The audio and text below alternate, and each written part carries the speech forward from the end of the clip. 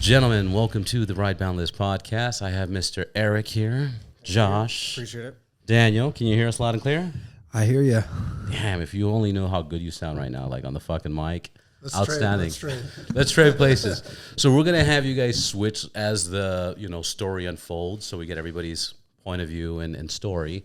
Eric, where are you from? How'd you get into bikes, and what are you doing here? I'm pretty much from the valley. Grew up, raised in the valley. Pull the mic close, yeah. Sorry, I apologize. You're good. Grew up and raised in the valley. I started off with bikes. I got very lucky. Best friend of mine, his family grew up with old cars, motorcycles, a Honda Dream. I think it was a 68, and we started working on that. And then he had the Taco mini motorcycles, and we just had fun. And I do remember this. It's almost like the video you always see, the little kid that's riding in just like the green grass, and there's one tree. I was that kid that ran into the tree. Nice. I didn't turn or anything. Didn't turn, and everyone's just like jumped yelling. on like, ah! Yeah, and just kept going, turn, boom, and fell off. But I fell in love with it. Yeah. Yeah. That's fucking amazing. What about you, Josh? How'd you get into bikes? Well, You're from Santa Monica. Yeah, born and raised in Los Angeles. Fucking A. And one of my friends had an old Honda XL something or other. And when his dad was away, we'd bring it out and spend a half hour trying to kickstart it. And So you would steal his bike. Huh? You would steal his dad's bike. Of course. Yeah, of course. Yeah. I stole everything back then. Damn right. Where's my wallet? Where's my beer? So yeah, I kind of learned, and I did the exact same situation as Eric here. I almost ran into the curb, but I actually made it. And I remember popping the clutch and flying off the back of the bike. And that was my first introduction to bikes. And then sometime around when I was 17 or 18, I bought my first bike and hid it from my parents around the corner. And I just fell at a friend's house. I think I just hit it up the street or something. Oh, nice. Yeah. So that's when I just fell in love with it. And ever since then, I've always had a bike. Nice. Or two or three. Yeah. Daniel? I'm originally from Portland, Oregon. I started out when I was a teenager being really big into mountain biking and building mountain bikes. My parents were pretty anti-motorcycle. And I had a good buddy who had a little Yamaha YZ50, little like mini crotch rocket bike. And that was kind of like the first time I barely learned to ride on it. And then I didn't ride for years. And then I moved to LA at 19 and became really good friends with this buddy of mine, Hakeem. I call him Dream Team, this North African French dude. And he was big into motorcycles, and he had a Triumph Speed Triple. And so I started off learning to ride with him. I remember going through Baldwin Hills on the back of his Speed Triple, and we were doing 130 through the curves, like fucking crazy shit. And I fell in love with it. He kind of taught me to ride. I took the rider training course, and my first bike I bought was a Triumph Daytona. That was my first brand new bike.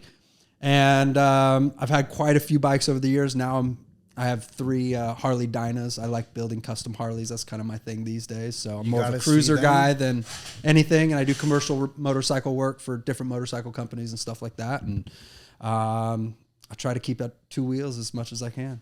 That's fucking awesome, man. Yeah. Right on. This is the first time I've had 4 people on the podcast.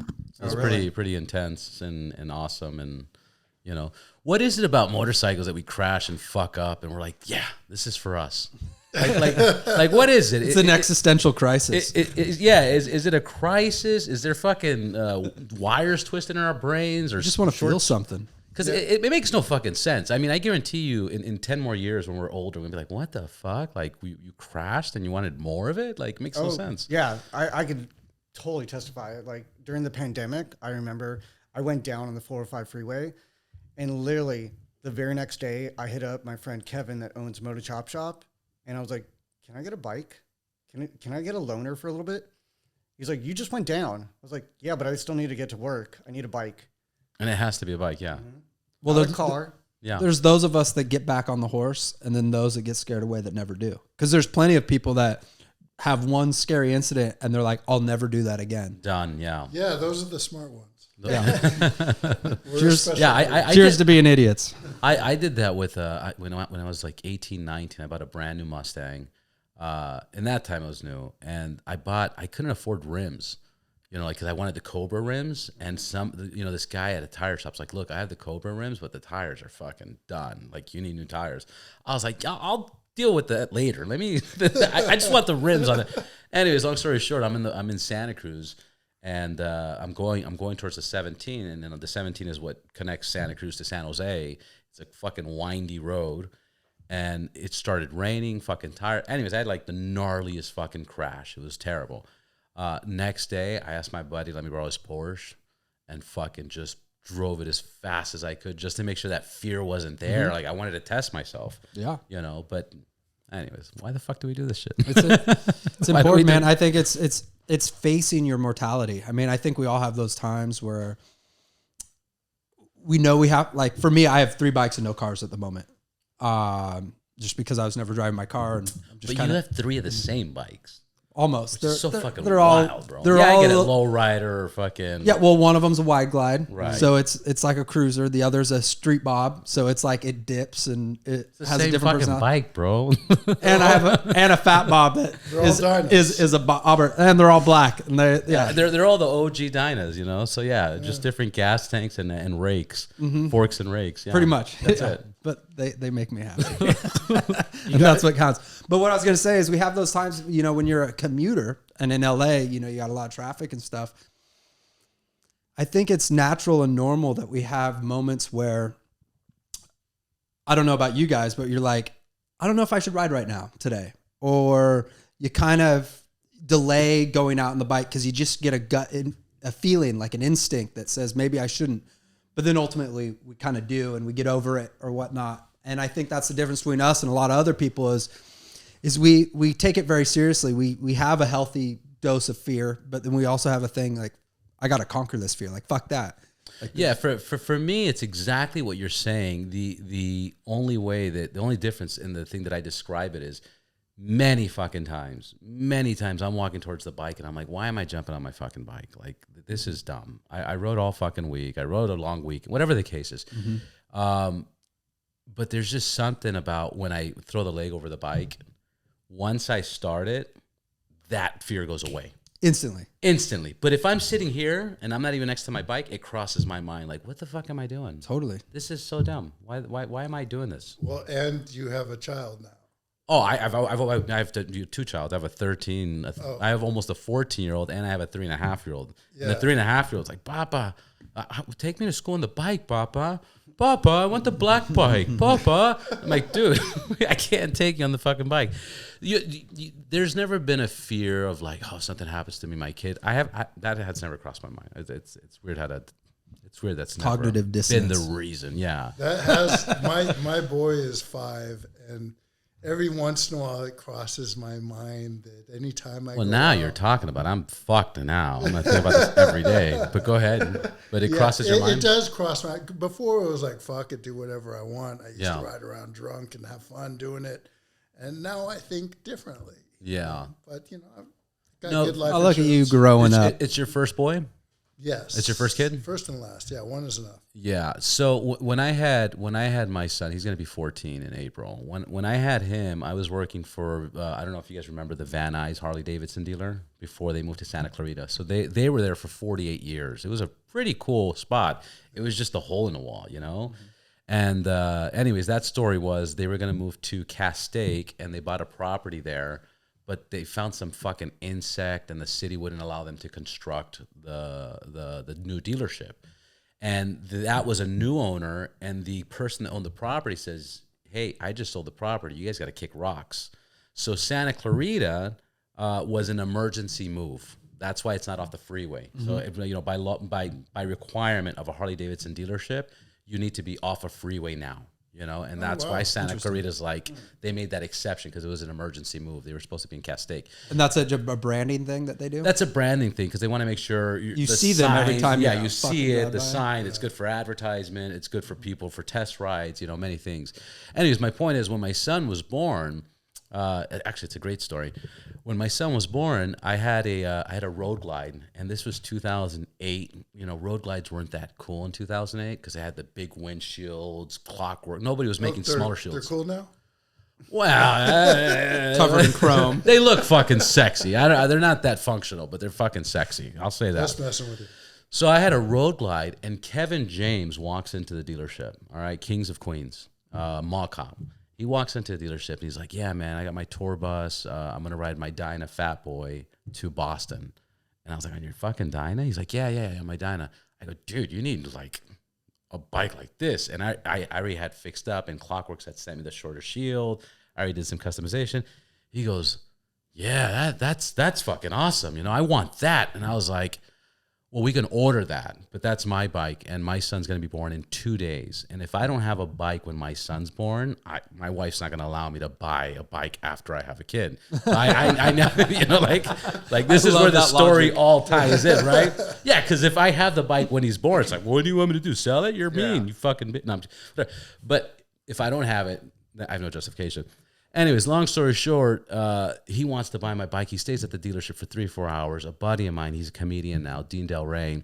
We were working together. He walks up to me. I'm in the bike 17,000. Dean's like, he'll cut you a check for 30 grand. I was like, Goodbye. Here you go. here you go. Here's the keys. Fucking sold it. I was looking for a bike. Within 48 hours, Dean found me a FX DXT, like a fucking gangster, the 2003 gunmetal blue anniversary edition. Some attorney bought it at Glendale, did all PM fucking performance shit. Anyways, I paid the guy cash, got my fucking bike, had my son. And I've always had a bike. With And never told your wife. I never told my wife. No, honey, that's the Moral of the story. Moral of the story, yeah. No, the moral of the story is you got to have a bike before your child's born. How many miles were on that FX DXT? When I got it, it only had 7,500. Oh, nice. Yeah. Well, think about it. It was a 2003 anniversary edition. I'm talking about 2009. So it wasn't, it was like 7-8 years. With the FX DXT fairing and the bags? And the bags. First thing I did was sell the bags on eBay back then. They gave me 2,500. No, that's when it was hot. That's a good deal. That's when it was fucking hot. Yeah. On eBay back in the days. Okay. Anyways, Eric, what's going on in your life, man? You got a book that you've started, and you invited these wonderful individuals because they're part of your book. Yes. Break that down to us, man. So it's funny. I used to be in the bar industry for 12 years, and then I switched over to medical science. But I always had a passion for the food, restaurant industry. And it's the one thing I always learned as being a bartender, I would trade drinks with the cooks to get the most amazing food. Nice. I remember once in San Diego, Bankers Hill Bar and Restaurant, I got all the guys like 24 beers. I got home and I had rabbit linguine. Ooh. Who gets that? Yeah, you. Like for free. Right. For free. All I did is trade beer, And then I started asking questions, just like I did as a bartender. Started asking, like, how do you make it? How do you prepare it? Like, what's the process? This and that. And then I started falling in love with it, especially working under an amazing chef in San Diego. And he owned a fine dining restaurant, and his plating was like artwork. And I was like, oh, I love art. I love to paint, stuff like that. Can I do the same thing? So I started doing it at home, just with, some fried eggs here and there. And then I did an R&D about, I want to say 6-7 months ago with a place in downtown. And we were talking about cocktails. I'm out of the business, but the R&D caught me it just caught me off guard for a second. I was like, all right, cool, I'll do it. And then I was driving back home, and I was on the 10 freeway, and this spark clicked. I was like, what if I just write a cookbook? Wait, what if it's a motorcycle cookbook? And then I made a phone call. And then I made a phone call to a friend of mine that rides. And I was like, hey, if I wrote a cookbook, because I try to make food for like friends, my partners, or whoever I'm with, and they always I take pictures too, and they always go, you should be a chef. I was like, no, I just don't want to do that. It's not my passion. I love to do it, but I love medical more. So and medical pays more. No, I'm kidding. Well, medical science, yes, absolutely. Yeah. But so I started talking to him on the freeway, and he's like, dude, you should do it. We'll invest in you as well. I was like, really? Okay. So then at the time I called my partner and I asked her, like, what do you think about this? And she's like, that's an amazing idea. Like, you are very creative. You love to build stuff and you love to make food. Go with both of those. You love motorcycles. You know the motorcycle community. I've been very lucky to know Joshua for several years through the motorcycle community, Motor Chop Shop. You know, I knew about Bike Shed before Bike Shed was even around, when it was just an empty building. And I got very lucky with Jenna from Stella Moto and Tina from Indian. We did a photo shoot and we stopped off in downtown. And they're like, you see that building right there? And it was all fenced off. And we climbed it. And we looked over. And she's like, that's going to be Bike Shed one day. That was crazy. 4 or 5 years ago. Yeah, at least. They've been working on that for a while. Well, yeah. And then the pandemic and stuff like that. But so I decided with this cookbook, I don't want it just to be my recipes. I started making phone calls and texts to, you know, several friends of mine that are very close. And I said, hey, do you have a recipe, a family recipe, something you'd love to make for, you know, your friends, your family, and so on? Can I have it for the cookbook? I'm going to give you recognition. It's all about you. It's not me stealing your recipe. It's your page. But you're really going to steal it, right? I'll tweak it and go, Like, okay, that's mine. Is there a contract? No, don't worry. You know, Yeah. No, I'm kidding. Yeah. That's fucking genius. Yeah. So what I always told them was like, this page is going to be, you know, ingredients, instructions. This page is dedicated to you. You cooking, you on the motorcycle. I want to see, I want other people to see bikers in a different shade. We're not just I hate to say it because I don't cuss that much, but I hate to be that asshole that freaking, I split lanes, you're cussing me out because you're in your freaking box and I can get there faster than you. But we're real people. I mean, some of these guys are doctors. I got a professional chef. I got a celebrity chef. I've got a singer. I've got an actor in this. I've got a food blogger. I've got a gentleman that his family owns a pepper company. That's the community. We all stick together. Like, that's what I wanted to share with them as well. Yeah, that's so great. Now, to talk about the book, like, my first question is it a book of just ingredients and then a story of who did it? Or is there, like, going to be storytelling? Or is it, you know, or is it just like a, you know, like, what does a cookbook consist of? Like, how do you visualize it? How are you building it out? So I want it to be a story. Yeah. Like, literally from the first page all the way to, I can somewhat show, like, my introduction and everything, and my thanking all the writers, letting them know I appreciate them. To one of the first parts of the book is, it's called, like, garage door. Like, when you go to a shop, that's the first thing you see is a garage door. Yeah. And then you open it up, the appetizer, it's your gloves, it's your helmet. It's the first thing. Just imagine you're taking a snack. That's the first thing you touch. Right. You know? So I want it to be a story. That's why I'm not going to release it until next year, because I want to go as many bike events where, like, I can take photographs. Yeah. I want it to be a real family story of when I see Joshua at an event for Halloween, I'm taking pictures. These guys always know I'm walking around with my iPhone and I'm taking pictures. And I bet they think I'm some crazy guy taking pictures, but it's stuff from my book. Like, hopefully the California's going to come back. Hopefully the Nowhere show is going to come back. It's for nothing else, guys. Nothing else. It's just for his book. Oh, yeah, it absolutely is. Yeah, and, like, all these events, like Rolling Sands, and then DGR. DGR is, like, super, super, like, meaningful to me because I've been their medic for the past 6 years. I want to showcase them. And, like, I want to... Oh, it's November, too. I'm sorry, yeah. It's November right now. November. Yeah. We got to do that. I have Alex from November. He's going to be in the book. Yeah. So I have a page dedicated to them as well. I want people to see where these guys are just having a conversation, having a beer, you know, laughing, just randomly. Oh, these are real people. They're family, you know? Like, yes, we can separate and, like, you'll take the 405, I'll take the 101, split off. But at the same time, we'll text each other at the end of the night. You get home safe? Yes. Me too. Thank you. The motorcycle community is amazing like that in terms of, like, bunch of burly dudes who at the end of the day really kind of care about each other and everybody's well-being. And you see a guy at the side of the road and he's got his hazards on or checking, you know, it's always a thumbs up. Are you okay? Are you good? If there's an accident, we all stop. there's a really special, mature community amongst bikers that we get a bad rep, and like how you're doing your cookbook, we can also be domesticated and foodies and kind of into the finer things in life and be educated and not just what the stereotype is. And I appreciate what you're doing there. Yeah, and it's interesting because in this biker community, it's like, it's like whatever, 5% that are assholes, like fucking the guys, like for example, 1%. Well, there's 1%ers, but we can all be assholes. But the general population, like like when Bike Shit has an event, they're like, hey guys, after 8, can you like not just rev your fucking engine just for the fuck of it? And everybody's like, okay. So there's a little bit of an asshole of us, but it's funny how each category, and I'm just bringing this up, I don't want to get too into it, but it's interesting how each category of motorcycle, like street bikes have their assholes, and the adventure bike guys have their assholes, and then the Harley guys have their assholes, and it's mostly assholes. just though, like if we're an asshole, it's probably because you did something wrong. Like you cut us off or driving like a jerk, and we're letting you know, except for the ones that are just being loud and obnoxious. Yeah.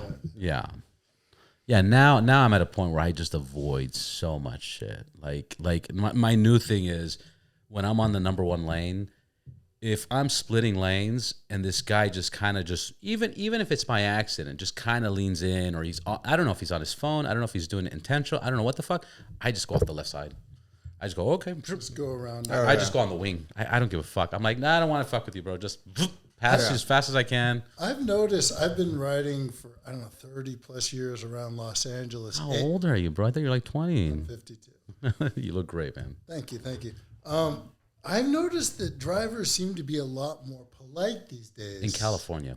Yeah, because they're used to people splitting lanes. When I was younger riding, I actually had people pull in front of me intentionally, do that crap. But nowadays, they move to the left or the right. They move out of the way. Yeah. Well, here's the other thing that I noticed. If you are splitting lanes at a consistent speed, people will move the fuck out of the way. Mm-hmm. Now, if you're splitting lanes at a slower speed and they kind of see you, they're like, oh, bike's coming. Let me move out of the way. And then they're like, fuck this bike. And then they kind of get like a little confidence. I've noticed that when I'm slower, I get a little bit more, bullshit. But if I'm consistent, they're like, oh, fuck, bike. I just try and go at a speed that allows me to be predictable, so they can see my headlight or hear my exhaust. That's what I mean, like a consistent speed that you're not like, because how some people get between two cars and they kind of like slow down between the two cars, and then they go. It's like you're being unpredictable. So I guess that's a better word. You got to when I write predictable, they're out of the way. Yeah. Another thing I noticed too, and actually I had this thought today, is you go and you have cars that get too close and different things, and we're quick to, maybe flip them the bird or let them know, scoot over.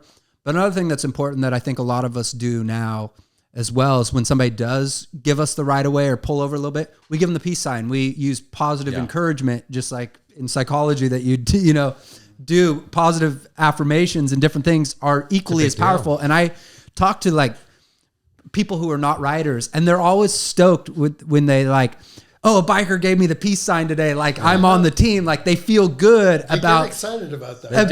About us encouraging the good stuff that they do. So we don't just have to punish or, show them when they're fucking up, but we also have to, give them the peace sign every now and again. And that actually really works. And it absolutely does. Cause I remember I dated a girl, we were on our first dates, and she never rode, but she said that every time she saw a biker, she would always move over, and she appreciated when she got the peace sign. Acknowledgement. We all just want to be acknowledged, and an interesting thing that I've noticed in this last year, the best or most considerate drivers are UPS and FedEx trucks that are on the freeway when you're splitting lanes.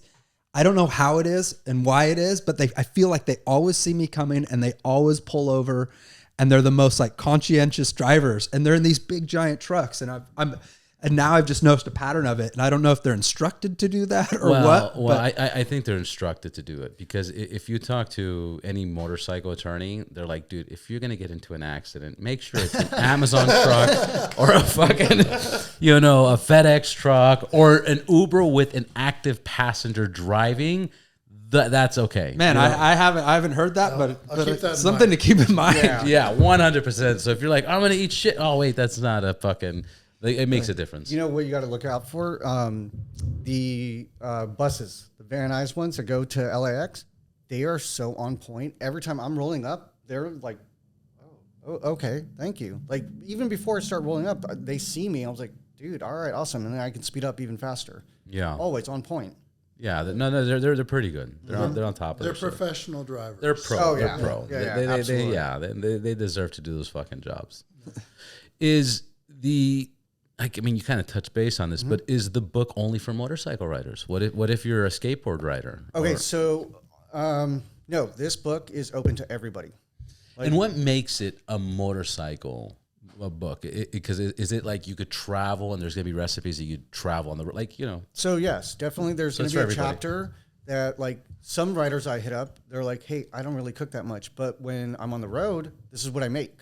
Daniel actually is going to make a recipe that's on the road with his pepper company, and I appreciate that because not everyone's at home cooking this and that. But if you're on the road and you can throw a couple things in your backpack, but you're going to have an amazing meal and you make someone else's day, like sharing that meal, that's what I want. Pretty much going to what you were saying. No, I want this to be an open book to everybody.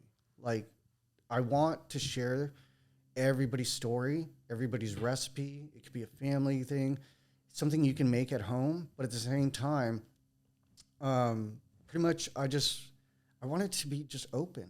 But it comes from motorcyclists. Yeah, the that's my the content is driven from the motorcycle community. Yeah. So my main thing with this book, the first one, is because I have a plan for 3 books. Yeah. One is the first one, SoCal. Second one's going to be nationwide. And then the third one, I'm very lucky to know people all over the world that ride motorcycles to be worldwide.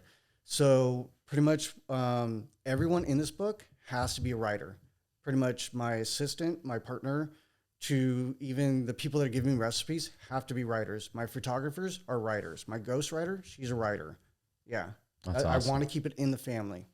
By the way, I'm going to be very disappointed if there's not at least one recipe where it's something you wrap in foil and cook on the headers or exhaust Yes. of the bike. I know. That actually Thank might you. be pretty cool. Like, I didn't think about that. Oh yeah, That's a thing. there's- That's an yeah. old school motorcycle thing. Well, I've done it in like old school cars because my first car was a '68 Cougar. Yeah. With a 302 in it, and we definitely Yeah, put food in wrap it. some fucking Yeah, foil. absolutely. Put it in there. So there's got to be those I recipes. actually know a writer that I could like pass it off to, and I bet he'll do it. Oh yeah. Yeah. Something simple, I'm sure, but it's cool. You? No, I'd love to do it. I'd probably end up ruining one of my bikes because the foil would leak, and then I'd have juice from a steak all over my engine block. That would be great. But hey, It smells seasoned. It's a there you go. it's a seasoned, yeah. seasoned cast aluminum engine. Yeah, they're gonna be like, whose fucking dirty meat is that? Smell like bike What'd you smelling. run over? I want to piggyback a little bit on what Eric was saying, and the way that his books kind of inspired me when he asked me to, be a part of it. And I have the Mama Lil's pickled peppers, our pepper brand, that we sell pretty much at a ton of grocery stores. We sell at Costco. We sell at Whole Foods in the Northwest. We'll be at Gilson's here in Southern California and stuff like that. But I was trying to think of like, what would be like a motorcycle recipe, or and I was really kind of brainstorming with our team, which is based out of Portland, Oregon, of like what would we put in a motorcycle cookbook. And the one magical thing about our product is it really is good on everything. You can cook it with your eggs in the morning. It's good on, like, I love French bread with a little bit of goat cheese and peppers. It's great on sandwiches. A lot of pizza shops and delis carry it and whatnot. And so as I was trying to develop or think of a recipe, I was thinking it's kind of like a gourmet Swiss Army knife of food, of like condiments. And, the spicy trend these days, everybody carries hot sauce with them and different things like that. And I was thinking, our product, that I think what I want to do in this cookbook is kind of like, if you take, unfortunately it's in glass, but if you can protect it and put it in your bag, but if you have a jar of our peppers, you can go to the store and buy a avocado and make the most gourmet guacamole ever. Oh, yeah. Or if you're camping, you bring it on, and when you cook your eggs in the morning or whatever your meal is, you add the peppers. And one of our things is we say, it's cheesy and silly, but we say the peppertunities are endless. Or makes the ordinary. I got some laughing on the thing. No, or it makes the ordinary extraordinary. It really is, because they're these pickled peppers that are in a garlic olive oil. Yeah. And it really does make everything amazing. I hope you guys get to try them soon. Yeah, we can. But I Can I open this? Yeah, you may. Yeah, of course. I can smell it. Yeah, Smell it, taste it. That is that jar I'm actually using tomorrow. Did you smell it? Later tonight, I'm gonna put it in my chili that I'm making smells for fucking my amazing. chili cook-off tomorrow at Harley Davidson in Los Angeles. I hardly did in Los Yeah, Angeles. yeah, I'm in the cook-off So they're over there. So they're a pickled pepper, and then they're in a that we make. We have a few other products. We do pickled asparagus, pickled green beans, The mustard. a pickled pepper in a brine, a mustard pickle relish, and bread and butter pickles and peppers. But our main product is that, and yeah, I'm excited that you're going to be putting it in your chili. Did you get a little pepper in your nose? Yeah, nice. Well, you don't have COVID, so I was just testing. I was like, That let me was see if like he gets 3 days ago. I'm good. All right. But I'm excited to, I think it'd be a really cool thing for, motorcyclists and people who are on the road a lot. This is going to be huge. You can carry it and add it to everything. So It's going to be huge because, being around motorcycles for so long, when you think about like motorcycles and food, you think burgers, hot dogs, and like chili. Like that's it. Yeah. And to see like pickled peppers and fucking, people talking about tomahawks and different style. Like it's But you exciting. stop at a store and get a sandwich, and you have this plain, boring Fucking turkey getting hungry, sandwich, and you man. put our peppers on it, and all of a sudden it's this fucking crazy, flavorful, shitty grocery or gas station sandwich. All of a sudden, Oh yeah, just a little extra touch. it's like just that. it's one of those things. Or you go get a slice of pizza, you stop and get a slice of pizza, you put the peppers on it, and all of a sudden that slice of pizza is Is 10 phenomenal, times yeah. better than the cheap whatever. So it's a cool product, and it took learning about what he was doing to kind of think like, oh, this is a great format for a cross promotional type thing, and for the love of food and for the love of motorcycles. Yeah. That's pretty much how That's I want amazing. the community to be. Like, we're already like very close knit. Like, we can call each other. It's so funny because like Josh, I would hit him up anytime. Like, hey, I'm in Santa Monica. What's a good food spot to hit? Because that's what he does. He knows every good food spot, and I'll be in like maybe Santa Monica, Venice, or somewhere random. I'm like, what do you think about like this place? Where can I eat here? This and that. And he's one of the first people I hit up first because literally I love his videos. I call his son Monster because he's the cutest little kid on the planet. Literally the cutest little guy on the planet. It's just a little nugget. And yeah. Oh my God, adorable. Those eyes. See Those eyes. Are you kidding me? Every girl I've ever dated, like I've show the picture and they're like, oh, he's gonna be a heartbreaker. I was Yeah. like, Oh, he is. for sure. Look at that proud dad right there. Fucking A. All right. But what I appreciate is his artwork on how he talks about food, how he shows it off. He's invited me out and like totally fed me like till I was stuffed. And I was like, I gotta ask this guy to be not only in the book, but when you agreed that I could be on this, he's one of the first people I asked. Like, You reached you out have to to be on. Yeah, you have to be on this with me as well. Well, I'm very honored to have all of you guys here. Like, this is awesome, and I can't wait for this to be executed and done. Josh, what are these videos and these food things that you're so involved in that you do? What's your background? And Well, I'm born and raised in LA, and one of the reasons I do this is because I have a motorcycle. Like you said, most motorcyclists, you think of hot dogs or burgers and stuff like that. yeah, Well, having a motorcycle allows me to travel around Los Angeles. flexibility. Yeah, unimpeded, and it's easy to get to all this great food. So Yeah. I'm not stuck with burgers and hot dogs all Right. the time. And well, I love eating, obviously, and I've had bikes since probably I was like 18 years old, and it's just fun. We put it together. At some point, I learned about Instagram, and I started posting. What's that? Right. Yeah. And I was like, oh, people actually give a shit what I'm eating. So I started getting more into it and started creating videos, and it just kind of grew from there. So now I'm on Instagram, Facebook, and TikTok, and they're all growing steadily. And Isn't it amazing? And again, just because you did mention your age, isn't it amazing? Like the opportunities now versus opportunities back then. What we're doing now, like it's just fucking crazy, man. This social media and this posting. I heard a comedian or somebody talking about, they were like, if you go back 20 years ago or 25 years ago and there was a girl or a guy and they took 1 million pictures of themselves and their food they ate and they're showing it to you in a photo book, like, oh, look at my photos, you'd be like, are you fucking crazy? The fuck did you just you took 100 pictures today? Like, look at my food. Here's my lunch. But the look at ability selfie, you know, like what's going on? But like now it's a legit business and it's an operation, and the amount of people that are affected and touched by these images or these stories or these videos, like you're really changing people's minds and, you know, health wise, like health for me. December, I really got into it. I started watching so many posts, but it changes. It's a beautiful thing. and also the ability to self-promote and to also self-produce and get your stuff out there and to be seen without having to, technology's cheaper in terms of recording ourselves with quality and not relying upon somebody else to put it out there and distribute it. We can all be kind of our own boss in a sense to do that.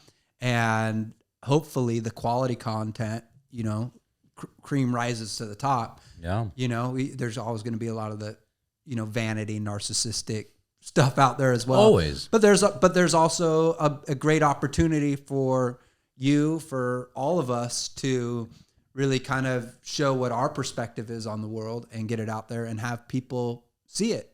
It's so important that if you start looking at where we're heading with artificial intelligence and self-driving cars and planes and drones and all this stuff, there's not going to be a lot of necessity for work for employees, and what's going to be the number one thing, sorry about that, what's going to be the number one mover is going to be creative fields, content creators, comedians, fucking actors, TVs, these shows. That's what the world's going to be like 100% about in the next 10 years. Because everybody's just staring at their phone all day, and you got to give them robots are doing the physical labor. Well, here, I don't know if you guys heard the statistic, but there's a statistic saying men from the age of 18 to 55 years old, more than 60% of them drive as a profession. So we're talking about truck drivers, we're talking about delivery drivers, FedEx drivers, Amazon drivers, Uber drivers. When you have self-driving cars, that's gone. So imagine that's 60% of men that won't have a job. What are they going to do? Older men are going to be like, what? Am I supposed to learn fucking computers? And am I going to start doing social media now? And if we had to start social media today, it's like, fuck, it's hard work. Like we all at least have 2, 3 years, 4 years of doing this. But like if you had to start at zero, better start today, now. you're like, dude, this is hard. And you better start now. Yeah. Even podcasting's starting to grow. And now I hear China's like fucking like, oh, podcasts are cool. And then the Latin community, like, oh, podcast? ¿Qué es podcast? Me gusta podcast, And it's still new. And we're kind of like, oh, man, everybody's posting. But it's not enough. Finding your niche. You got yours is motorcycle based, but it's how does that apply to so many other topics?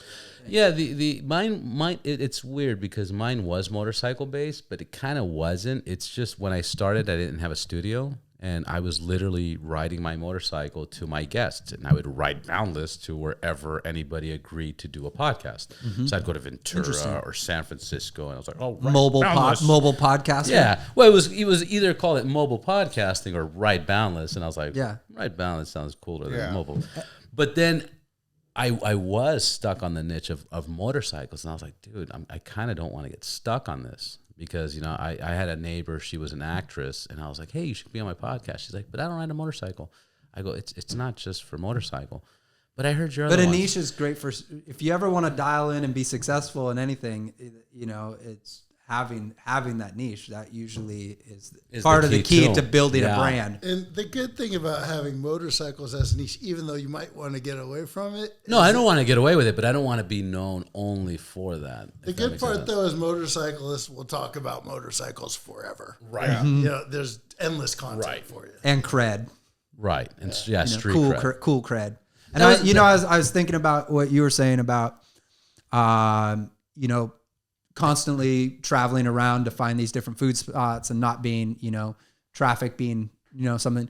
Every rider needs a destination. You know, how many times do we just want to go for a ride? You know, you want to go eat, but where do I want to try? But part of it is you want to go for a ride. So we kind of all find, do I want to go have coffee here? Do I want to go try food here? Do I want to do that? Because half of it is about the ride. The other half is about the destination. So it kind of gives you, you know, a spot and a thing to do, but really it's to get out on your bike. Get Yeah. out, take a ride. Yeah. I saw somebody on a Aprilia V4 today, and looked like all his gear was new and shiny. I'm like, that dude's probably just going to Starbucks. Oh, 100%. Yeah. But, you know, it's all good. yeah, you yeah, know? of course.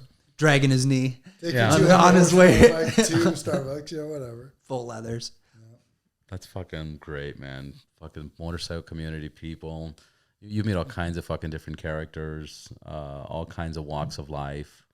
And it's changed people's lives too. Yeah. You know? That's what I love about change it. you got your bike shed hat on, is these places that are curated around the biker community. It's finally a place where you can go hang out for hours. And like you said, motorcyclists like to talk about bikes, and we forever talk about bikes. And when you go there, you're like, fuck, I don't have to talk to these other people about a bunch of bullshit that I don't want to talk about. All of a sudden, we all have this same thing in common, and we can gab for hours about it, and it doesn't get boring, you know? And it's kind of like a happy place for those of us who ride, because we can all really share that common interest. And I always appreciate whenever but I'm you're there. I'm always blown away because you're having a conversation with somebody and it's like, oh yeah, bikes, man. Oh, check out, I brought the streak light today. Oh man, like right, and then it's like, hey, by the way, what do you do? And it's like, I'm an FBI agent. I'm like, whoa, that's fucking crazy, bro. Yeah. Really? Like, yeah, man. I thought I felt your gun, bro. You go, you thought it was my cock? No, bro. It was a gun. Like whatever. But like you meet FBI agent. It's like, what do you do? And it's like, fuck, you know, I own the place. And I'm like, what? And then when you, it's I'm an accountant. it's I'm a so doctor. Yeah. fucking surprising the people you meet in this industry. Because for example, if we were to like play golf or tennis with 100 different people for 100 different days, I'm pretty sure I can guess the pattern within the first week. I'm Yeah. like, oh, they're all accountants or Lawyer, real estate doctor. lawyer. Yeah, exactly.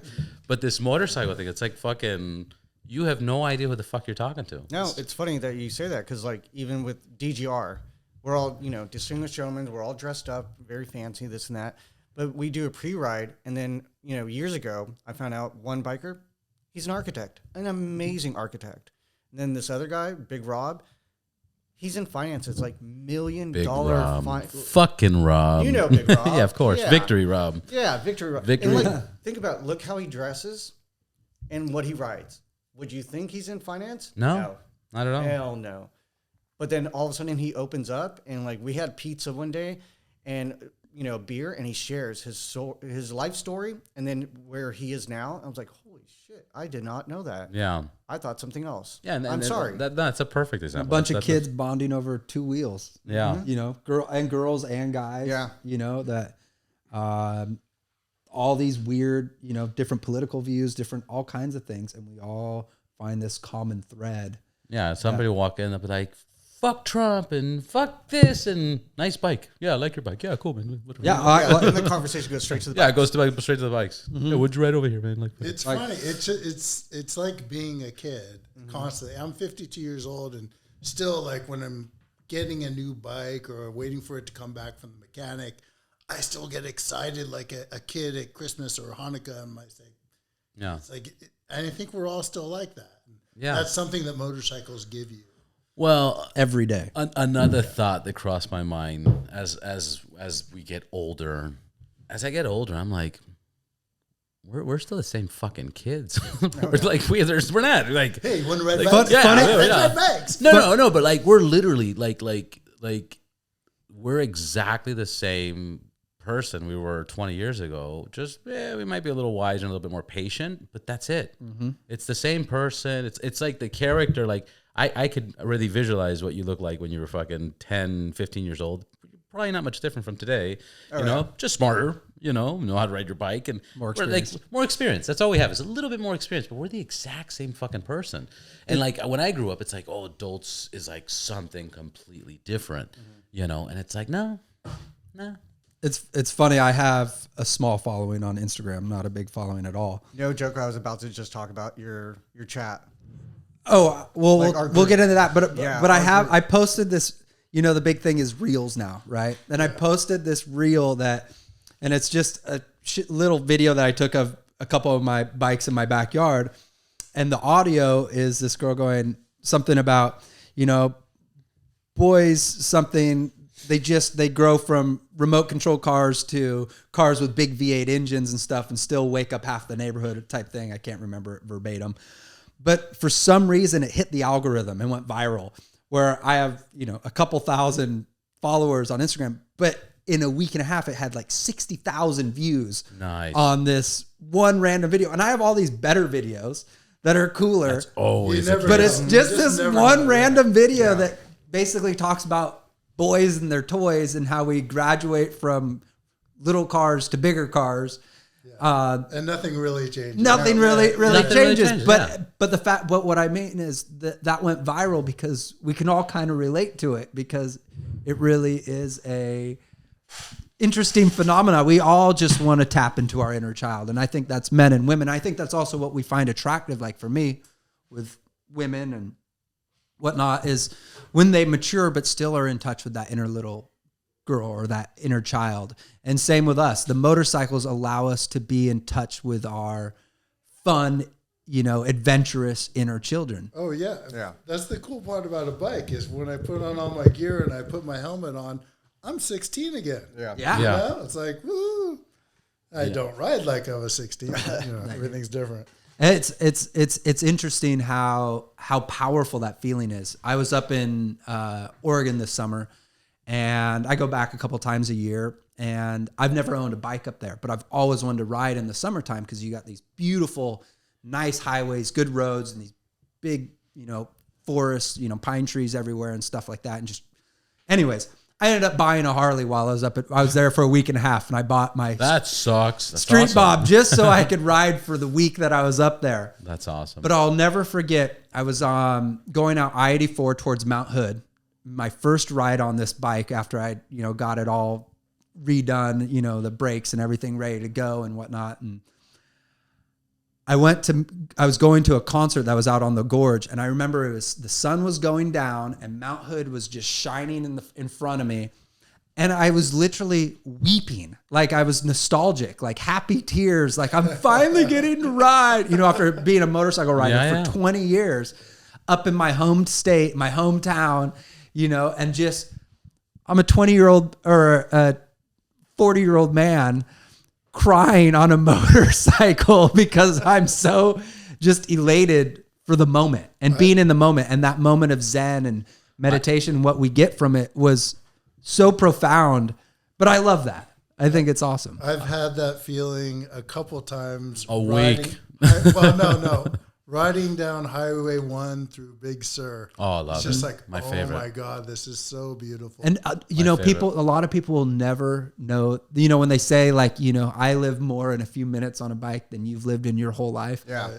Those are those things where it's like, unless you felt it, you have no fucking idea. Yeah, no, I've definitely been on the freeway, and you see like the dark clouds, and then there's just sun just piercing through. And I'm not religious at all, but it's almost like heaven just peeking through. And then people in cars, they don't see that. Like they look at it, they might take a picture, but like just appreciate that for a second. Like, damn, that looks gorgeous.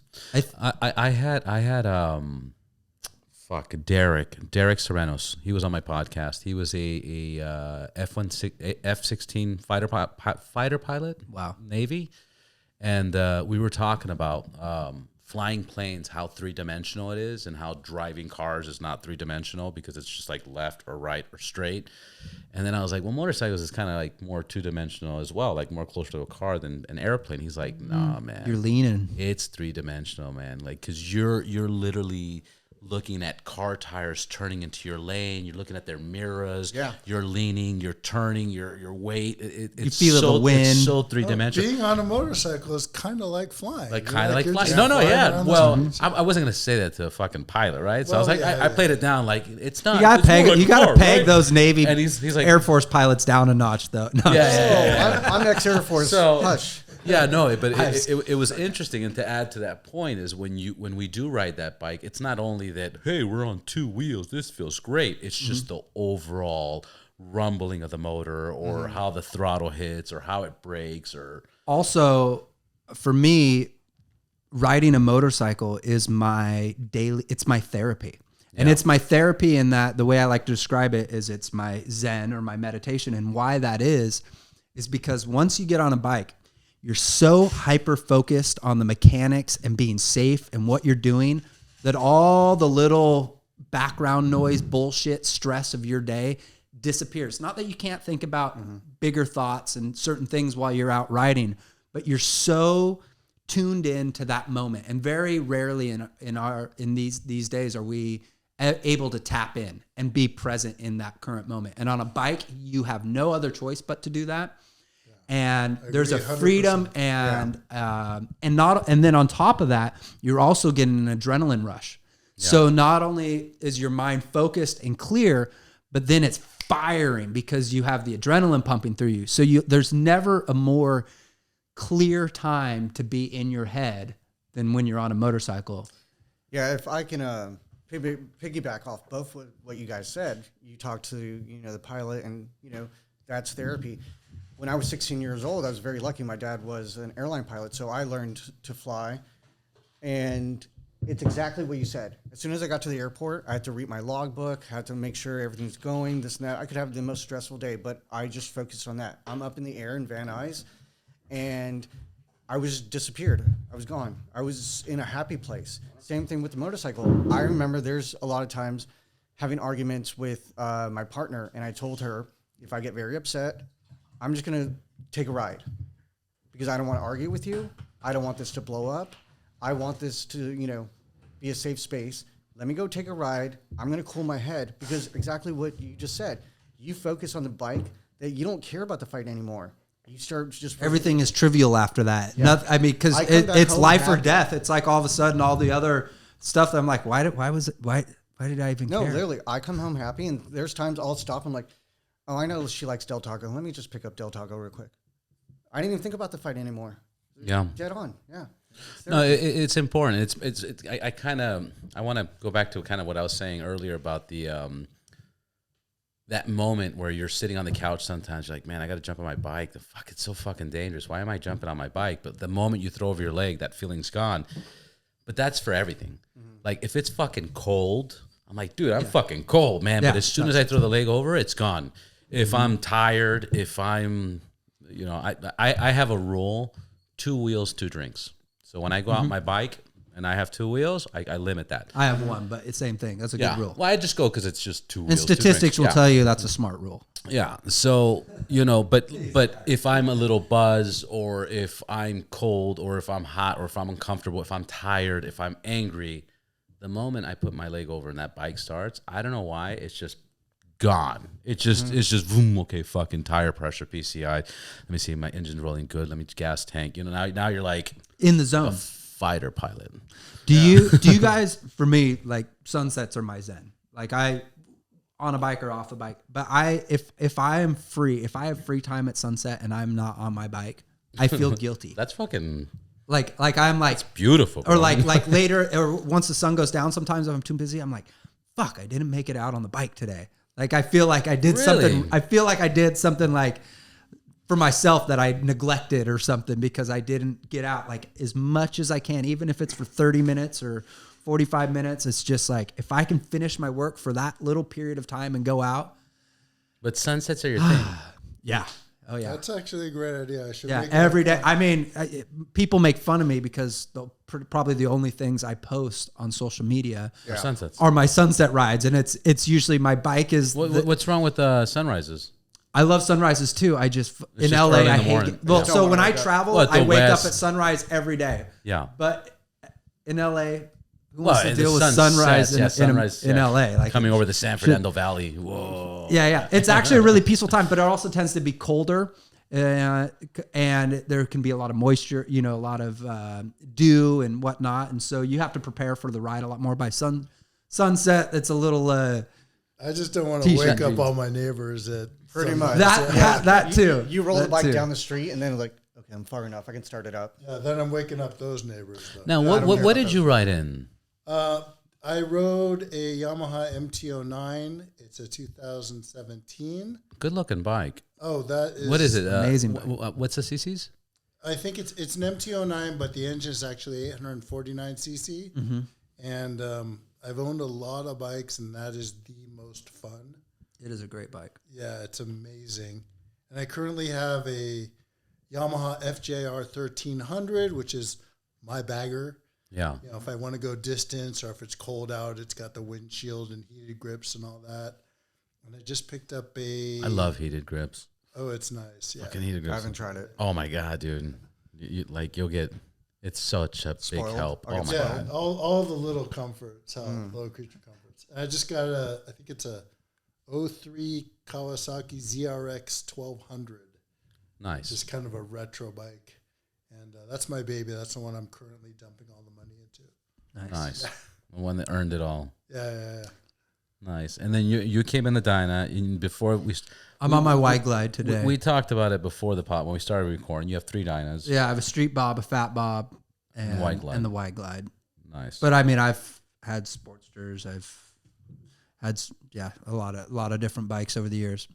I did the commercial for the FZ07, which is like Yeah. a smaller version of that bike, and But everybody loves that bike. but it was a blast. We rode it. We took it out to El Mirage, the dry desert lake bed, where it's 6 miles of just flat land where you can just do crazy shit. And we rode in the hills, and That's those fucking are dope. fun, comfy bikes. Yeah. How do you get a gig like that? I don't know. I did a couple, I'd been riding, and I occasionally do as a side hustle commercial work and stuff. And then I started doing for Yamaha. I did a few different jobs, and for Victory, I did another job. And then I started doing jobs for Harley. And then at that point, I had a resume, and would start getting more direct calls from my agent. And then also when I wanted to pitch myself, when I heard about, different jobs coming up, I had some experience. And so, what's one thing that if you're a production company and you're shooting bikes, you want to know that people can ride and have done it before and stuff. So that kind of gave me a leg up. And, I wish it's my dream job. If getting paid to ride motorcycles and prototype brand new motorcycles is probably the best job in the world. I wish I could Especially before they release the bikes. I don't get to do it every day, but I damn near will try anything or do anything I can to be that guy for whatever motorcycle company I can. When I was younger, I was a motorcycle messenger for a few years, and I'm like, I'm getting paid to ride a motorcycle. This is awesome. Yeah. Even if it's $10 an hour, I don't give a fuck. Yeah. It's better than. No, that's absolutely amazing. And a motorcycle is the I think about it all the time. Like once you have it, inflation, everything's getting really expensive. You want to go to a movie, you want to do anything. For $10, for half a tank of gas, you can go out all day and have the fucking time of your life. All day, $10 right now? I don't know, man. Okay, that sounds a little 20 bucks. 20 bucks now. Yeah, 20 bucks. But my point is, I once you have the bike, there is no cheaper thrill and fun thing you can go do. I always used to say, I was like, all I need is $20, and I got a tank of gas and some cheap food, and Freedom is a full tank. Yeah, exactly. Dude, I have one of my bikes is I have a 1250 GSA, 7.8 gallons. Oh, holy Yeah. smokes. Was that this thing here? Yeah. 7.8 gallons, dude. Like, and what, gas is what, 650 or something? What's it like throwing that thing around the track? I fucking murdered that track. I was kicking people's asses. And for me, I was just riding a bike. I'm just like, riding a bike. But the best reaction is there was these guys from like Oregon or something. And they were, I don't want to sound bad, but they were kind of, redneckish, and they were like, they said something like, hot dog, I've never seen anybody ride a GS around the track like that. That sure looked nice. I never even seen a GS on a track, and I was passing people, so the reactions were pretty fucking crazy. Yeah, it's in that category of the guys like the Goldwing guys that can really kick ass. Yeah, they're like, fuck, No, it was pretty fucking amazing. But I was getting my racing license. This was, what's this place over here? Willow Springs? Willow Springs, yeah. Yeah, so Willow Springs. It was actually Motor Republic. Do you guys know Motor Republic? Mm-hmm. They're fucking awesome. Yeah. Jeff, I'm sure, has some recipes for you too. But he had that track day where you pay $25 and you do like an afternoon thing. So that's why I took that over. Okay. And then somebody was like, Robert, you wanted to get your motorcycle license. They just started a class. And I was like, well, fuck it. And that's what I had. Do you ever do the classic, what is it, the classic moto? Classic track day, something Classic like that. track I've heard of days? it, yeah. No, the only other one I've done the regular track days, and then I did the one south passing Palm Springs, Chuckwalla, when they did the first Harley Davidson track race, and I took the street light there, and that was a big deal because it was the first time they allowed Battle of the Beggars. the Battle of the Baggers, but it was the first time they opened up a track. They gave a track day just for Harleys. That's so rad. Yeah, it was fucking. I love this dude, everybody Fred, by the excited. way. That's great because like I remember going to Willow Springs and being lucky enough to be part of the rescue crew in case somebody went down, and I saw what's his company? It's Jiffy Tune. I think they're down in he Long was Beach. like the original Harley racer. Or his Harleys were taking on Sportsters and just on that big straightaway, just vroom, and like you could see the Sportster just trying. Not even No, not even able to pull. no, his bikes were just amazing. Yeah. Yeah. Can we just acknowledge how awesome the Bagger Racing League is? the whole bagger movement of dope. turning into this Well, there's that- performance bagger thing is just There's that I think it's so female. cool. I think don't know. posted I it. think it's going to be unhealthy for a lot of guys that don't really know how to ride. Oh, look at probably. these baggers. No, but flying it's around. the modern yeah. taming of a bull. Like, yeah, anybody can ride a little 350-pound race bike, but you get a 900-pound bike with 150 plus foot-pounds of torque. No, That's it's insane. It's a whole different The story, reason yeah. I got the license is because I was like, you know what? Maybe I could convert my fucking street light. And that was my idea, right? After I finished this, I was like, dude, I got to spend another $40,000 on my street light just to even qualify for one of these fucking races. Yep. And then that's when that fucking YouTube video popped up of fucking the Indian crashing. And I was like, dude, these baggers don't crash good. No. Like these things, these things, like, There's a lot of stuff to repair. there's a lot. And I was like, you know what? Insurance. So for me to enter this, it's going to cost me so much more money, where with the same license, you can get a fucking R6. Yeah, but you 2000 could race a Miata or you could build a Porsche. It's like... No, I don't think it's the same, man. It's a whole different. I don't think it's It's the just same. a different thing. I think the closest comparison to that, it's like, okay, Miata or a Porsche would be like, okay, a Yamaha or a fucking S1000 or a Aprilia Ducati or something extreme. Yeah. But once you go into bagger, it's like saying fucking Miata or an RV Or monster or truck. a monster truck. Yeah, like it's so different. This is actually how I ended up with that Yamaha FJR 1300 because I wanted something, comfortable if I wanted to go distance. But I've had a bagger before. It was a Kawasaki bagger. Oh, that's not a real bagger, dude. Well, okay. Did you just say that? I actually own one. I wanted to try it, and it was the worst experience I had. So I'm like, let's try the FJR. It's been around. It's like the third generation. It's been around 20 or 30 years. Let's give it a shot. And I got it, and it's like, it's got the bags, and it's got the windshield, and It looks like one. 150 horsepower and 100 foot-pounds of torque and good suspension. Yeah. So if I come to a mountain road, I can have fun with it. Yeah. Without putting 20 grand into it. Right. Yeah. It's just right out of the box. Yeah, no, it makes sense. It does, yeah. I got a question. You got your race license, what I don't know. So in California, right, if you want to buy performance parts, exhaust parts and stuff like that, they won't ship them to you because they're illegal. But when you have your race license, I know race shops can, because like Vance and Hines is here. Can you specially, once you have your race license, can you get performance parts with that? That's a great fucking question. I'm not sure. I've been trying to find somebody with that answer for a while. Yeah. Usually, I just interviewed if last week. I interviewed Mookie. Mookie's like a 25-year-old. He's not 20. He's been racing and training and knows all those fucking questions. But he's been doing that forever. Because if you can go online and order like exhaust, right? And then you pay for it, and then they'll refund your money and say, we can't ship it to California because it's illegal. Try this next time. Call them on the phone, tell them what you want to order, and say it's for off-road use only. Yeah. I've heard that works. Or track. Interesting. Yeah, off-road use. Or track. That's what you made me think. Track. I'm like, if it's just for track. Yeah. Yeah. But I didn't know if having the credential of your race license would be enough to. Probably not. Yeah. I don't know. Probably. Depending who you're talking to. Come on, Stephanie. I'll send you a copy of my license.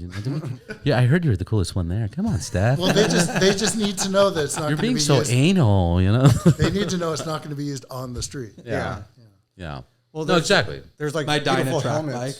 Yeah, maybe they need a VIN number and a copy of the license. Yeah, there's some beautiful helmets that I would love to order from Europe. And then when I contact them, they're like, well, you can't really ride with them in the United States because they're not DOT. I was like, Yeah, but nobody's ever gotten pulled over for not having I always tell them, like, I I'm import not gonna roof helmets all the ride time. with them. Yeah, there's a helmet company that we talked about. French roof helmets. And I was like, I'm not going to ride with it. Yes, I am going to ride with it. But they don't need to freaking know that. Yeah. You know? It's none of your business. You're getting a freaking paycheck. It's my head. Shut up. Does anybody know? So they said in 2035, no car manufacturer will be able to create combustion motors, right? Mm-hmm. Does that apply to motorcycles? I bet. I'm trying to build an electric bike right now. I wouldn't doubt that it will. They'll still. I mean, they just can't sell new ones. Right. They can't. They can't manufacture and sell new ones. But actually, the future, I think, as much as we don't like it, I was actually just watching a whole thing on it the other day. We will be riding electric motorcycles because they're faster, they're more efficient. They'll have all. No, they're fun as fuck. And the battery technology when it catches up and stuff like that. You'd rather have an electric motorcycle, but I think we like the nostalgia of an old gas powered motor. But a new gas powered motor in 2035 I don't know if it'll still have that nostalgia factor that the ones right now do. Well, a lot of it is the sound. Yeah. Yeah. Oh, I feel so vulnerable. I feel so vulnerable on like when you ride a live wire. It's like you're riding in like Tron, like the sound of it and the feeling. They're super smooth. They're amazing bikes. They really are. But you don't feel like you're on a motorcycle, and you feel like just waiting to get clipped in traffic. Yeah. Every time I've had all my bikes, I always put exhaust on them because without it, it feels unsafe because people can't hear you, and it sounds like a sewing machine. But what they're doing with some of the electric cars now or bikes is building in some kind of noise somehow. Mm-hmm. Yeah, there's a new electric bike and some of them sound like shit, and actually some of them sound so futuristic. Oh and no, cool. there's a new one that I just saw, and it straight up sounds like a bike that should have been on the TT races. It was like, I was like, wait, that's electric? Okay, all right, I'm interested. You've seen the atrocity of the new the Charger or Challenger, the new Dodge that's electric. That they're not making the gas one anymore. I'm not mad at it. No, but I'm talking about the sound of this, But it's like making it sound like a muscle car. This is my opinion on the sound. I have a live wire, okay, and I have a Street Glide, the GS, and I have a live wire. And my thing is, with my experience, these fucking lights are 10,000 lumens each one. All right, they're fucking bright. The Clearwater. The Clearwaters, exactly. Right, yeah. The Clearwaters, I've noticed with lights, people move the fuck out of the way better than the sound. Because exhaust, unless if you're under 20 miles an hour or 30 miles per hour, it's behind you. You've already passed. It doesn't help anybody. We do that for ourselves, sir. True. You know, we do that for ourselves. Funny trivia, though. I'd say 70-30. On an inline... At under 20 miles an hour, they'll hear you coming. After 20, dude, you're passing them. They don't even hear it. They hear it after you pass. It doesn't help you. The fun fact, for an inline four, the sounds cancel out and they go behind you. But with something Not a like a Harley. Harley Davidson that's making the pop, pop, pop noise, Yeah. the explosions, Again- that travels in every direction. But again, At over 700 miles an hour. yeah, You have to be going really fast. at a certain speed, only- they only get the back of it. I get you. You know, Yeah, like when you're just cruising, then you like, move, No, bitch. I'm Yeah. all about the lights. But I have lights- my high beams so on. my- I point is- ride with my high beams on all the time, and if I were to ever get pulled over, I was just like, fuck you, I'm being safe. yeah. So this is I had Curtis Motors. Are you guys familiar with them? They make the most They make like the Arch motor, Okay. but of electric bikes. And it's the most balanced, sexy. The battery's a cylinder, so after like fucking 10 years, you just pull out this cylinder and you can put a new battery and it'll just last forever. the core. A core, exactly. I was telling about this, and here's how I describe it. Like with the GS, I feel like when people see all the fucking lights, people move the fuck out of the way. They because think you're a cop. They think it's a cop. Yeah. There's an You authority. just gotta get a little bit of blue Yeah. or red in there. And There's you're a, fucking there's golden. an authority that people move the fuck out of the way. On the Harley, it's like it's the gangster thing, like bah, bah, they think I'm gonna break their windows or something, and it's like, and on the live wire, you just feel like a fucking ninja, man, because you're just like, you're just fucking sliding through all over the place. I have these I put super bright LED headlight just on my, I think that's the not best. this one. Well, it does have a bright one, but on my street bob. And, a lot of times, when you're waiting at like a traffic light and you're trying to split lanes, but there's always those cars that pinch you off and they won't. What's up, man? I've never showed this angle.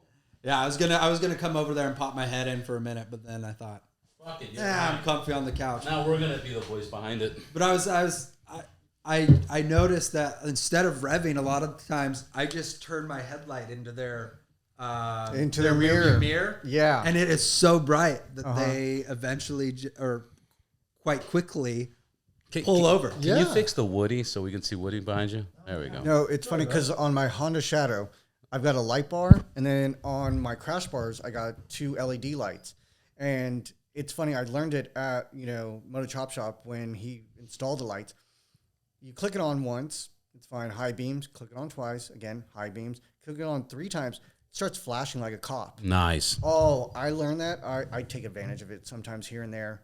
Yeah, lights is definitely the way to go. If you want to be seen and you want to prevent accidents, you want to prevent people from coming into you. Like it's definitely the way to go. And I think that's the use thing it. as we get older, is as we become more experienced riders, it's controlling our environment, our space cushion, our escape routes, and our visibility. Well, I'm never going to be be the guy that wears a neon vest or anything like No, that. same here. But I'm going to have bright lights. 6 on my months bike. later.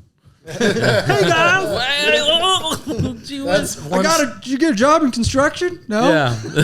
That's one strategy I use when I'm splitting lanes on the freeway is I'll weave left and right so people are more likely to see my headlight. Yeah, like, we're like, more dramatic. And even Like you- or I even do that just shit a all the time. little You have to. extra pump on the brakes to kind of get your brake light to flash a little bit more when you're Oh, hitting yeah. the brakes or you're sitting at a light and stuff like that, and being conscious of. And I had an interesting conversation with somebody the other day. He drives a Tesla now, and now with all these self-driving cars, he himself admits to saying, I pay so much less attention, especially on the freeway, because the car is driving itself. So and you're encapsulated in a car that has good soundproofing and whatnot, that now they don't hear us, and they're really not. Their attention span is less than 50% or whatever than it ever would be before. Yeah, but the car's 100%. I'm look, again, sorry for interrupting you, but this is, I feel very strongly about this, and this is recent. I can't wait till everybody has a self-driving car. Yeah, Okay. It would be so much safer. Emotionally, people are so fucking dumb, Oh, yeah. and they're texting, and they're eating sandwiches, and they're mad that they're going to their stupid job, and then they're mad that they're not riding a motorcycle. Then they're fucking, like the traffic gets worse, the road gets worse. They're so. I've split lanes, and you're looking at the rearview mirrors, and when you look at the rearview mirrors, what are you supposed to see? Their face. You're supposed to see the person's face. If you see their face, they see you. That mirror is pointing at the sky, at the ground. I'm like, people shouldn't fucking ride. Drive anymore. And those self-driving cars have sensors, so they sense us and feel us just like infrared. They have fucking everything, sonar. They have fucking all kinds of shit, man. I was in the Tesla Until the we other day. fuck them up because we're doing some weird erratic shit. Right. As we split lanes and go We're around. trying to trick and it. that's We're not trying to, in like, their algorithm. To Yeah, we're like, how I'm gonna they fuck see- this one up. Like, yeah. I don't think it's like if. I think it's when. It's definitely gonna happen. Oh yeah. But when it happens, that's gonna be way better for us. I promise you, it's gonna be way better for us. As long as we don't It's- have to have it's- self-driving motorcycles. It's not a long. It's in the short BMW's term. doing it. Oh, I saw They that. have one right? where the kickstand kicks up and it goes around the track and fucking then it parks. The kickstand comes down, shifts and shit. Yeah, well, and Honda has the gyroscopic motorcycles that don't need kickstands that can just park. Yeah, eject. Park. No, well, they can even at a stop they can stay up and then Yeah, they just eject at and the they red fall. light and then you go forward and it just continues. No, but BMW has a self-driving GS. Yeah. Yeah, fucking insane. So I mean, I don't know if I'd want to ride that, but for fucking ordering pizza and that comes. Well, that's the whole thing. Part of like or get me home. I'm drunk. Right. Yeah. I could have used that many. Take times. me home, bicycle. All right, we can turn the camera around back on you guys. It's like, get this thing off me. fucking casting couch, you know. I felt I was so comfortable this whole podcast until you turned the camera You on. can go back to picking your nose over there. Finally, I can take my pants off again. Finally, man. Finally. All right, Eric, come on. What have we missed? Oh, can you send me that to my phone? Yeah, I can absolutely. Do you want me to play that? I was gonna ask if I could. Yeah, send it to my phone I because appreciate what he says right there. send it over to my phone because this is all hooked up to the chingaderas and. Okay, if you guys want to talk about something at the moment. Okay, not a problem. So, how about them Dodger? Anyways, I had somebody on the LA in a Minute. They were on the show, and they were telling me that they fucking there was a Mexican family that was living on the land, Mexican families, and there's videos of them just ripping the families out, and then they would bulldoze the house, and then there was a church and a school. They knocked it down, put the concrete on it, and now they're saying under third base is where the church was, and now there's this whole thing called Under the Blue, and there's this whole backstory of like fucking how they're trying to justify and get money back to the people that lost. Holy shit! Yeah, it was some pretty weird eminent fucking domain. wild shit. Yeah, when you go back into the history of Los Angeles, a lot of people got screwed. Yeah. Building the airports and all kinds of shit. And by the way, LA in a Minute, he's awesome. Everybody Oh should follow man, him. Evan Lovett, LA in a Minute. That podcast was really fucking good. We're gonna redo it. We want not redo it. We're gonna do another one soon. We had a blast. It was the first time. This is the first time I've had this many people with mics on the show. But like that one, I had audience. They're like, "Oh, LA in a Minute, fucking LA," because I have a buddy of mine that's a developer and he loves that shit. And he was like, "Can I be there?" And and they were sitting here. It was cool. I'm a podcast virgin, by the way. I'm Are happy you? to be here. This is fun. This is my first time as well. Oh, really? fucking awesome. See, the one reason I thought about bringing you is because you're always on video all the time. I was like, oh, he knows what to do. He knows how to talk. And like, it's gonna make me feel safe. So, I might push the mic on him even more. I was Yeah. worried because like sometimes I can just go on these random Rants. tangents. That's so. But that's funny. what this is about, man. That's Like funny. That's what's 'cause, fun and entertaining. Before I left the house, I was a bit nervous, and I've been very lucky. I've modeled and I've been, doing catwalks and this and that. But then out the door, my partner, she looks at me and she straight up says, like, "You got this. Don't Yeah. worry about it. Like, don't get into your head. And two, don't over talk. Because when I do get nervous, I'll just and she sent me a text as well. She's my ghostwriter and my assistant. But she's like, just don't over talk. don't over talk out. Okay. You're over talking again. Yeah. See? Let Play that. me play that. I love that, this. right? I love this. This is Michael Jordan. Yeah. I love this. Well, I'm glad you brought up the Oh, you motorcycle can't hear thing it. because I hate that. I want you to know that. You do. I Has he do. gotten you on a motorcycle? Hell no. No. I'm sorry, the seat's not big enough. Yeah. Like I was saying, I hate the fact that he rides motorcycle. It scares me to death. Because It's not safe. It's just not even safe. with a helmet, you don't think it's good. Well, his head, man, he don't need no helmet for his head. He's the most I stubborn never saw the person full you interview. ever gonna I meet in knew your that. life. But I But just, the main- I saw that I mean, clip. Yeah, when when he's you like, think about it, right here. Seeing you this, ride how a many people motorcycle. wanted to go ride with you have to be a defensive rider. You have to be a defensive driver. You don't have time enough to talk on the phone. You don't have time enough to eat. You don't have time enough to do a lot of things that most people do every single day, which is more dangerous than riding a motorcycle. Yeah. You have to really be focused on seeing the traffic ahead. He doesn't know about this. He's never ridden a motorcycle. He never understands what it takes to be a winner. I love that line. Yeah. Love that line. Okay, I'm going to give you a statistic that I believe I personally came up with, and it's just because I sold so many motorcycles, and I've seen many accidents, and we used to service the police bikes, and we would hear the stories. But what would you think about this statistic? And again, this is just me saying this. 95% of motorcycle accidents is rider error. Eric. Not for myself. No. No? No, because the 2 accidents I had were because of somebody else. 100%. Oh, 110%. Yes. Okay. I still remember it like it was yesterday. Okay. Yeah. I'd agree with that. You would agree with that? I'd agree with it because even when crazy shit happens, a lot of times it's because we didn't allow ourselves space to avoid that. Where if we been a little more in a position, but accidents do happen, and there are a lot of times 100. No, 100. totally are our fault. But yeah, so I wouldn't say it's right or error in that it's their fault necessarily. Yeah, but maybe could have been mitigated or avoided if other measures were taken by the rider. Josh. I think it might be slightly lower than that, but yeah, I started with 70, by the way, but as 5 years ago it was 70. Now I was like, okay, it's going up. And that's a up. real statistic. That's a statistic that's by me. That's that is by that's by me. That's by 20-something years in the industry. 5% of the time it's a tire blowout or I as of right now, I don't know your accidents, so I'm going to add that to the list. I know 2 accidents that was just so fucking random. One of them was my mechanic. He was taking a bike for a test ride.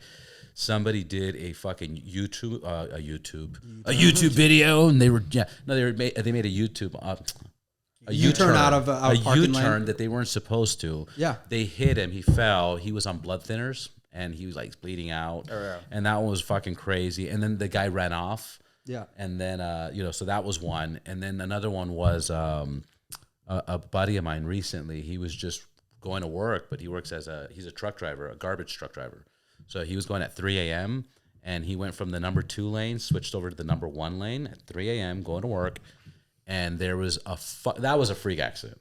There was the 2 tires of the trailers. It's like 250 pounds standing up in his lane, and he just fucking hit that. Yeah. And those, a deer comes running out. Right, a deer. So I see them. At night, a pothole that you don't see, because I've had that happen. Those aren't your fault. Or gravel on the side of the road. But the thing is if you're riding on a canyon road and you're hugging the gravel side of the road and you're riding at a crazy speed, it's kind of it's not your fault because you hit the gravel, but it's also your fault because you hit the gravel too hard. They have speed limits for a reason. Right, exactly. They have speed limits. So, for example, this is proven statistics. The 2 biggest accidents that happens is one is the T-bone, and again, I've heard that 1,000 because times. people don't. The profile of a bike from a distance doesn't change like a car. So people's depth perception and the way that they see objects moving closer, is totally. They can't judge the speed. And not only that, but when most people are going 50, 60 miles an hour on like Ventura Boulevard or Van Nuys Boulevard, and it's like. Really, dude? Like, nobody thought you were coming that fast for the exact same definition. And the other biggest accident is when people go through canyons or turns, they run out of road. Yeah. Those are like the top accidents. They miss the turn. Right. So then you They run out of road. They run out of talent. They run out of talent. But like, I've had a couple of my accidents, totally not my fault. One, my most recent one is traveling in the number 1 lane towards the which to those who don't know the number 1 lane, obviously you do, but is the one closest to the middle of the road. On a. Oh wait! I didn't. In other states, it's called the passing lane. In California, it's called the fast lane. Yeah, the number 1 lane. So going up Centinela, and a car pulls out from a side street with a controlled stop sign into a busy intersection to turn left and stopped in the middle of the road. So made an unsafe, move out into the middle of the road, but instead of continuing doing the turn, just stopped right in the middle of 2 lanes of oncoming traffic. So not your fault. but you're not anticipating that somebody's going to run into a busy street from a side street without looking and then stop in the middle of the road. Yeah. Another time being in the number 3 lane where 3 lanes are going straight, and a car from the number 2 lane last minute decides to turn right across a full moving line of traffic. And that was not my fault, but a serious learning experience where you go, oh, I won't approach intersections in that lane with a car that might potentially do that ever again. So though it wasn't my fault, I'm not going to put myself in that situation again without being extra careful, cautious. Yeah. You live and you learn. Yeah. So what I tell people, like my recommendation for new riders is take the courses. Absolutely. I don't know. I feel like if I had to be a new rider today, I think it's scarier today than before. I don't know why. I really don't know why. I don't know what that logic is. People gonna do are it, on take it cell seriously. phones. Cell phones, huh? No, you can definitely see in the side mirror all the time. Yeah. And like, I have no problem Thank you. going right by their window and just revving as hard as possible. I don't care. I don't care if it scares you. But why are you on your freaking phone? Yeah. Yeah, it's cell phones. It's cell phones I because think that's the only thing that's really It changed. used to just be radios. It used to just be Yeah. changing the radio station or looking for a song. or eating a hamburger or something. eating a hamburger. But now it's everybody has a dinging, buzzing yeah, they're very thing that is their tap. and they also have these infotainment screens in their car, and they're yeah. paying attention. I've seen that actually while I'm riding. Yeah. People are tapping the screen on their car. Yeah. And this is just something we have to deal with. But But it's our responsibility to, like I said, expect to that. create that space bubble and escape 100%. route, because we should expect that all drivers are trying to kill us all the time. Right, Yeah. right. That and I always tell people my other piece of advice is ride aggressive, Defensively aggressive. defensively aggressive, but don't go over your motorcycle's limit. Don't go over your limit. No, you're never ride Your outside limit. of your Your limit. ability. Yeah. Well, no, your bike's limit too. Because, like, for Yeah, yeah. example, I'll be splitting lanes at a high speed, and then there's people like catching up to me, and I'm like, this guy just doesn't have ABS. Yeah. Like, what the fuck? If there's Well, an I'm a Harley with a emergency- single disc front right, exactly. front disc. My your limitations braking is limited. It's Right. not that it's bad. and you still got to pump. If you're gonna brake. Yeah, but I don't have ABS, and I'm on a big heavy bike. You can lock your front tire. You can Yeah, lock your and back tire. and the thing is, and until you've, like, as a new rider, really push the limits of, like, say your brakes, for an example, I know exactly how to progressively brake and Yeah. and use that front brake and not lock it up. But it took me locking it up To and figure that going out. down to learn that. And until Yeah. sometimes you have those things, you don't know, because there's that threshold with braking, where all of a sudden you're there and then it's gone.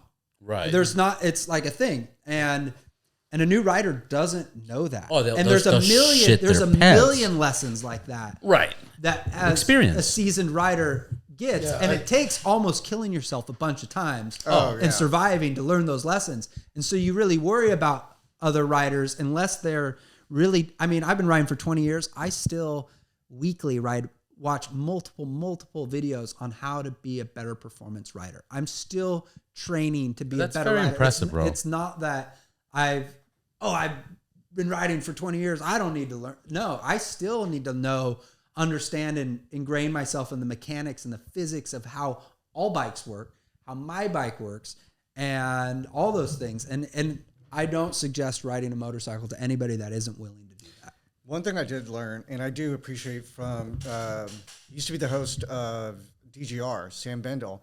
He took a course at the Supermoto. After that, Supermoto's amazing. yeah, he recommended to everyone. He's like, I'm taking this to the streets now. Like, I learned so much about turns and this and That's that. what all the Like, racers are training with is Supermoto Yeah. these days. and he said, I'm gonna Brian's everything the I best. learned, I'm putting it on the street now. Mm-hmm. And when I heard that, this was like maybe It's just more functional. yeah, the 2-3 type of years riding. ago. And I was like, you know what? I'm gonna take that course one day. I still haven't, but I want to. Oh, you- All you bikes need are the to. same, whether they're a bagger or a dirt bike or whatever, in terms of like the way the weight distribution works when you hit the front brake and the way the back brake works and different things like that. The physics don't change. The bike may be a little bit different and you have to adapt, but a front brake is a front brake and a rear brake is a rear brake, and a lean angle and pressure on the tire at an angle is constant. whether you're on like I said, a scrambler, a dirt bike, a Harley, street bike, they just have different thresholds. Yeah, I guess the biggest difference of what you feel between different bikes is at low speeds. That's the only time you feel like the actual weight or your rake is too far out. You can't get that turn. Like The big wide back tire. That bagger that I had for a minute. Yeah, trying to ride, it was like top heavy and just trying to split lanes around the city was fucking awful. It was so bad. yeah, but that's because it was that bag. Yeah. I swear I did my DMV test on my street glide. No problem. I like a fucking crowd. Like, Have you seen those cop competitions? Oh yeah. Oh yeah, There's I had actually courses on it. Those guys. Yeah, they do it in Hawthorne. Their throttle Yeah. control. Those guys. Hats off. Those are the best. Yeah. Low Hold speed my riders beer. ever. Hold my beer. yeah. That's Some of the guys that are in our chat have done that course. Really? yeah. That course is awesome. Yeah, Franco. Actually, Franco. Yeah, Franco, was on the podcast. Yeah. They just push that thing around. Yeah. I had you would enjoy that episode. I had a Detective Quinn Rediker. He's a rodeo police bike rider. Like does the stunts. He was #1 in the globe. Like he would go to Europe and do challenges. This guy's fucking. He does the K1600 BMWs with front tire wheelie, like badass. Anyways, the reason I'm saying you would like that podcast is because he talks about like I'm going to use romance, but he talks about the romance of riding bikes back in the 70s and 80s and what it was to ride your bike over the fucking into Santa Monica or Malibu because he lived in the San Fernando Valley. And like the story of, you know, meeting up some girls at the beach and just fucking playing volleyball, coming back cold over the fucking canyons. Oh, like, this is my life. It was, that's why I'm saying you would appreciate that episode because we do talk about the craziest police chase he ever had on a bike, you know, which was like he was chasing somebody and then that person was like, running away. And then they fucking busted a U and coming straight at him. And he's like, what the fuck? So there's a lot of fun aspects like that. But that San Fernando Valley of like, he's like, Robert, you don't understand, man. You grab a rock, throw it on any garage door, and there was a dirt bike in there. You know, there was. And isn't that? But that's what I think people love Harleys and these rough, crude. They're not technologically advanced in any way, but they smell like gas. You smell the oil. You feel the vibration. the carbureted motors And all that stuff gets lost, you know, in new bikes, and there's always going to be a nostalgic craving for that, I think. And there was that being said, that new Pan America, I think they got it right. Yeah, There's a lot going on. Almost. I haven't ridden one, but it sounds amazing. Here's the comparison I heard. So BMW just released the R18. Is it the one that looks like the Street Glide? Oh yeah. So they just brought out a Street Glide / Road Glide type of motorcycle, and they're calling that right now like a 75-80% finished product. Like they need the one with the big ugly motor. It has the big ugly motor, but if you see the one that has the fairing that looks more like the Street Glide, it looks fucking sexier. It's a nice looking bike. It's sexy, and for the price, honestly, I think it's more value than Harley because it's the same price as the Harley, but you got to change everything on the Harley. But the positioning and the bars, and there's a lot that's like it's not ready. The Pan America, on the other hand, for entering this new industry, they're saying it's a 90-95% finished bike. So they did a fucking home run. It's great, but I still think they need like 2 more years. It's still leaps and bounds ahead for Harley. You know, I mean, Well, and normally when Harley tries to do something new, it's a flop. Yeah, They hated exactly. the V-Rod. They hate on all the, you know, the Livewire is a cool bike, but for Harley, it was a failure. Now it's its for own, the Harley, its own company. You know, Harley riders have a really hard time attaching to something that isn't a air-cooled V twin or whatever. Yeah. And that's the same, they reject the new Sportster and Nightster, even though great handling bike, awesome bike. Yeah. But the adventure bike thing is they've done scramblers and, you know, flat track type bikes and different things like that, or rat bikes that people have adapted Harleys, but never quite not in the adventure market. And I think they did a really good job of in a 100%. completely new market with a really well thought out, dialed in. I'm so sad that they didn't bring the Bronx out. I was actually excited about that. It looks so good. It is what it is. You keep it that way. No. I think it's great. It's just because I've never had the camera there. No, but my best angle is this is my best angle. That's your best angle. Yeah, behind the lens. Do you edit video? I started to, Yeah, I'm just set up your phone to do the opposite side and just cut it in. Yeah, 2 cameras, A and B. Yeah, I wanted to do that. It's just fuck, man. Like, It's too look, much. here's It's way the too much work. stats, man. Everybody starts a podcast. 90% of people fall off after 3 episodes. Another 90% or the next 90% stop doing it after 20 episodes. So one of the reasons I rank so high is just because of the consistency aspects. If you really think How about often do you do your podcast? right now I've been doing a lot, man. I think on average I probably get like one every 3 to 4 days. That's awesome. Wow. Yeah. I'm inspired. Actually, I enjoy this format, and I would love, not that this is bullshit, but I would love to bullshit with my friends who are interesting and record it and make a thing out. Like, I was like, this is so fun and so cool. It's so fun. format. It's so cool. Casual. I mean, I've done this, fucking drinking and getting drunk. And I don't know if you guys know Fast Life Garage. They have a big podcast. They have like 300-400 episodes. He's a painter, he's an artist, and he's a podcaster. And one day he called me up. He's like, I'm in LA. He's from Texas. He's like, I'm from LA, bro. I'm in LA. I'm leaving tomorrow. Want to do a podcast? I was like, yeah. What time can you make it? He's like, 12 a.m. I go, let's do it. And we were here for 4 hours, fucking just drinking, and there was weed on the table. It was so fucking crazy. But it's like, you don't know where. Why is ours so lame? Yeah, I'm just kidding. but it's like it's the first one. Yeah, it's the first one, But it's his. You don't want to turn me out? I get that this is my first podcast. Like, we don't want to freak them out. Trust me, dude. I had so many people This hit me. water is really nice. Thank you. I told you if you guys want beer or Chivas. Do you guys want a drink?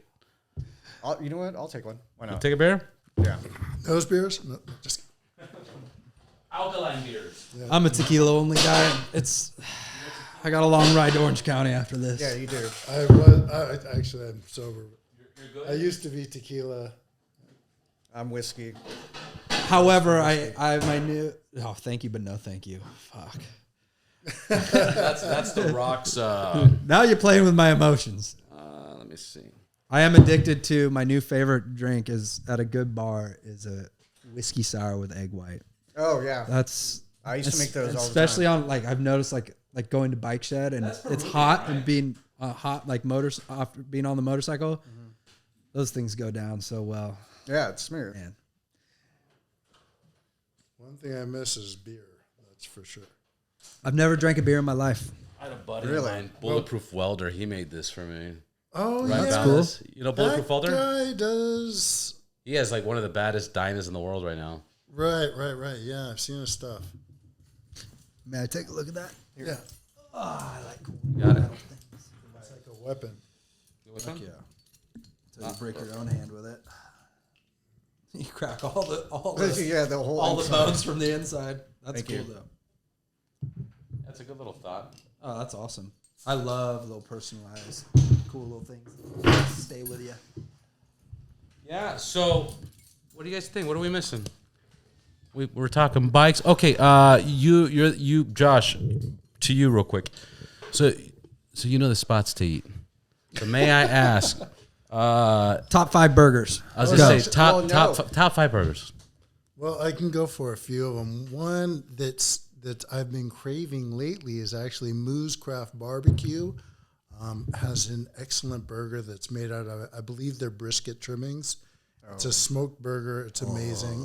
Mouth watering. Man, I haven't ate shit all day, man. No, I'm so hungry. I'm with you on You that just one. fucked me right there. Like nothing. Like It's a solid burger. They're, I believe, just east of downtown. And I forgot the name of it. But one in Santa Monica that just opened up is Heavy Handed. They do a brisket burger short rib burger with chuck, and it's on the Martin's potato roll. It's a smash burger, but not like crazy thin.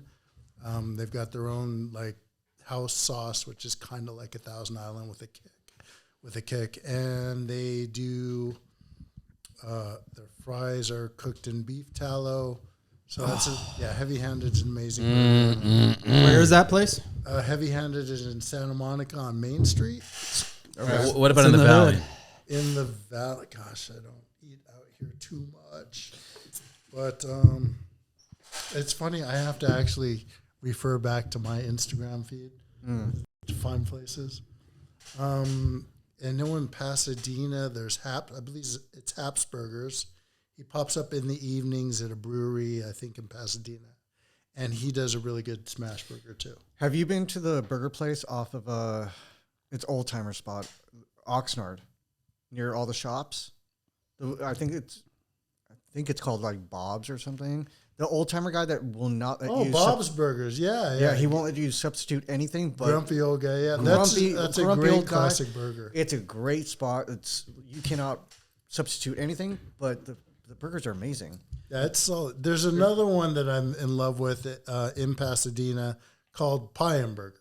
Okay. It's really old school, comparable to like the Apple Pan in West LA, and it tastes kind of like an In-N-Out burger, but you get a 1/4 pound patty, and they have excellent pie as well.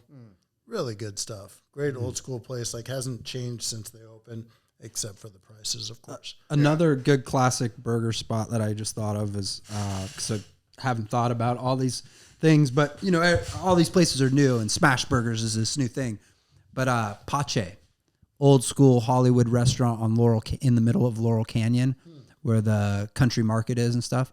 They have Pachim. It's like PACE. Pace is like how it's spelled. You mean just like a mile above Sunset? Yeah. Okay. Yeah. All right. They've always had a really incredible burger. Actually, to be honest, I don't know if they're still open after the pandemic. It's been a while. But back in the day, just I was got just him all racking my excited. brain. He's I was gonna look thinking for it. that is a really good classic, like restaurant burger. Yeah, I get you. Yeah. So I did this thing, which I got to make a video that I want to do, but In-N-Out. What I do is I get the my mouth's watering and shit. I get the In-N-Out burger and I bring it home. So what I'll do is I'll do like a 3x3, but no tomato, no lettuce, just grilled onions and add the chilies. And I'll bring it home and I'll put it in my air fryer for 2 minutes. Dude, the texture of the bread and the crispiness, it's so fucking good. Next time bring it home, add some really nice avocado to it, and then Yeah. take a picture. Hold on. You do that just to fuck with people on social media. Yeah. No, next time Put some peppers. for all you guys, put my fucking peppers on your burger. Oh, dude, Those- 100%. I'm telling you, so we're based out of the Pacific Northwest. Every high-end, top-rated pizza shop, deli, burger spot carries Mama Lil's. They know what's up. Like chefs, it's the quickest, fastest way to make. I might have to rob some I was from going this, to dude. ask if you have some Tupperware, because I'm not going to. Yeah, yeah, I yeah. told him I'm not going to use all of it for the chili. Take Yeah, some yeah. out for yourself. I'll definitely fucking do that because I might do the fucking In-N-Out air fryer and add the pep. You know. And Yeah. you know, shameless plug. You know, anybody who's listening who appreciates, you know, good spicy things, and it doesn't blow out your palate or whatnot. I love spicy. Doesn't matter. It may not be at your local grocery store, wherever you are, but mamalils.com. You can order 6-pack cases and stuff. All our products are available there. And we're also at Mama Lil's Peppers on Instagram. Al Roker from Good Morning America did a big special on us years ago. Fucking awesome, man. And we've been featured on a few other things on Food Channel and Food Network. But anyways, get yourself some Mama Lil's because you can literally put it on. It's easier for me to tell you what you can't use it with than to say you can put it on. It's really great on everything. Excellent on ice cream. It is, actually, we had a guy Sweet. in the office make a flourless chocolate cake with the peppers, and it was awesome. You know, Oh wow. yeah, Yeah, I bet I'll blend it in. like a spicy chocolate cake, and it was. Look, I really appreciate it. He just followed your company. Yeah. Thank you. that's appreciate fucking that. awesome. I'll do the same thing.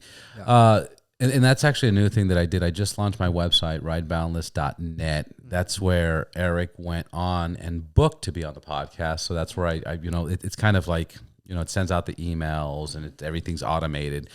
But there's a shop there, and then there's a members area that if you guys want to log in, I'm going to start building up. And then if you want to promote your brands or your books or anything, you know, and like if you want to offer a discount to that community of the podcast, it would be huge. But you don't have to. No, but the idea is I'll set up like a 10% off discount code or whatever. yeah, and exactly. So you could sign up so instead of doing a Facebook group, you know, I want to control it. Obviously, it benefits the podcast having it done through the website, but you can log in with your Facebook or your Gmail. But anything that has to do with motorcycles or the podcast or that you want to promote, go ahead. You know, I'm the one approving everything.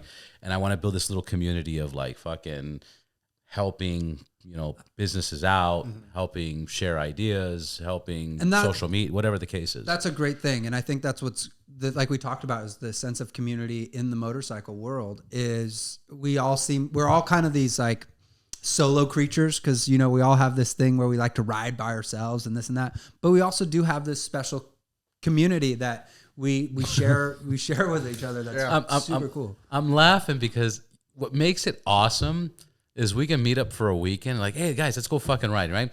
And as we meet, we're drinking coffee. I'm like, hey, what's up, Eric, Josh, Daniel, what's up? And then I'm like, fuck, I don't want to talk no more. I'm tired of talking. Let's go ride, guys. You put on your helmet, you don't have to talk to anybody. You're like, fucking. No, it's all But there's the camaraderie, and you can feel, there's just and you fucking- feel the presence. Like, you know, riding by yourself is fun, but it's also like, No, you just have having that one or presence. two person with you, and you're kind of Like trading off. Yeah, I definitely noticed he checked his mirror a couple times to see if I was still behind. I was like, yeah, I'm I'm always here. checking. I'm here. Yeah. Yeah, but It hurts my neck because those mirrors are underneath my handlebars and they don't work. I've got the I gotta do cargo that with the system LiveWire. on my helmet, and I'm never gonna connect it to anybody else's cargo. That shit is cool. That shit is cool. Sometimes to he me. talks I shit. never had one. You would love it because, you know, well, we're kind of, we're the same age. I'm guessing because 20 years of riding and stuff.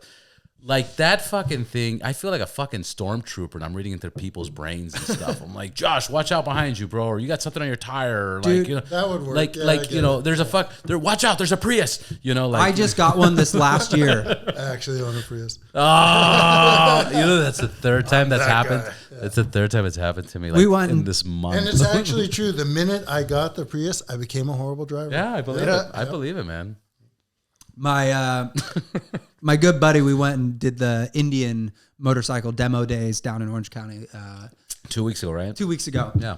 And he's my only other buddy that has the same, you know, scene. I have a few other guys, but we've never connected. But when him and I ride, we connect on that. And it was as we were doing the demo, which is super boring because you're testing these bikes, but you're with some noobs and a group of people, And and you're only allowed to you're go getting so led. And you're fast. not allowed to do whatever. Yeah. But we got to talk shit the whole time about everybody around us and what was going on, and it made that whole like trying out new bikes for us. It's amazing. So much more fun. And being able to, and also with a passenger on the back, like you have your girlfriend on the back of the bike, and you both, instead of going like, you doing okay back there? And she's like, huh?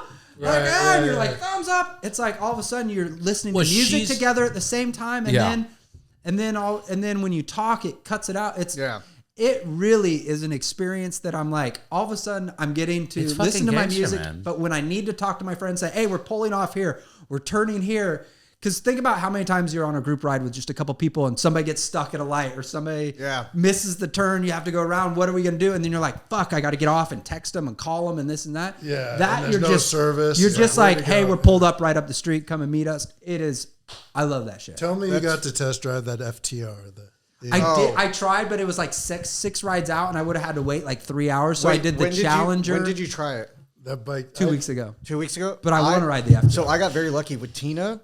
I tried it before it was even on the market. Oh my God, that thing like had a sketchy clutch. It wanted to pop. Second gear, it wanted to lift. And they're like, they're still. But it has a wheelie bar on the back stock. Have you noticed that? It has this ugly, the license plate holder, That's like not metal. a wheelie bar. No, wheelie bar in That's terms a of it mud guard. prevents you from doing wheelies. Like it sucks. Like it's like the first thing you'd fucking cut off your bike. Buy that Yeah, thing. the LiveWire has that.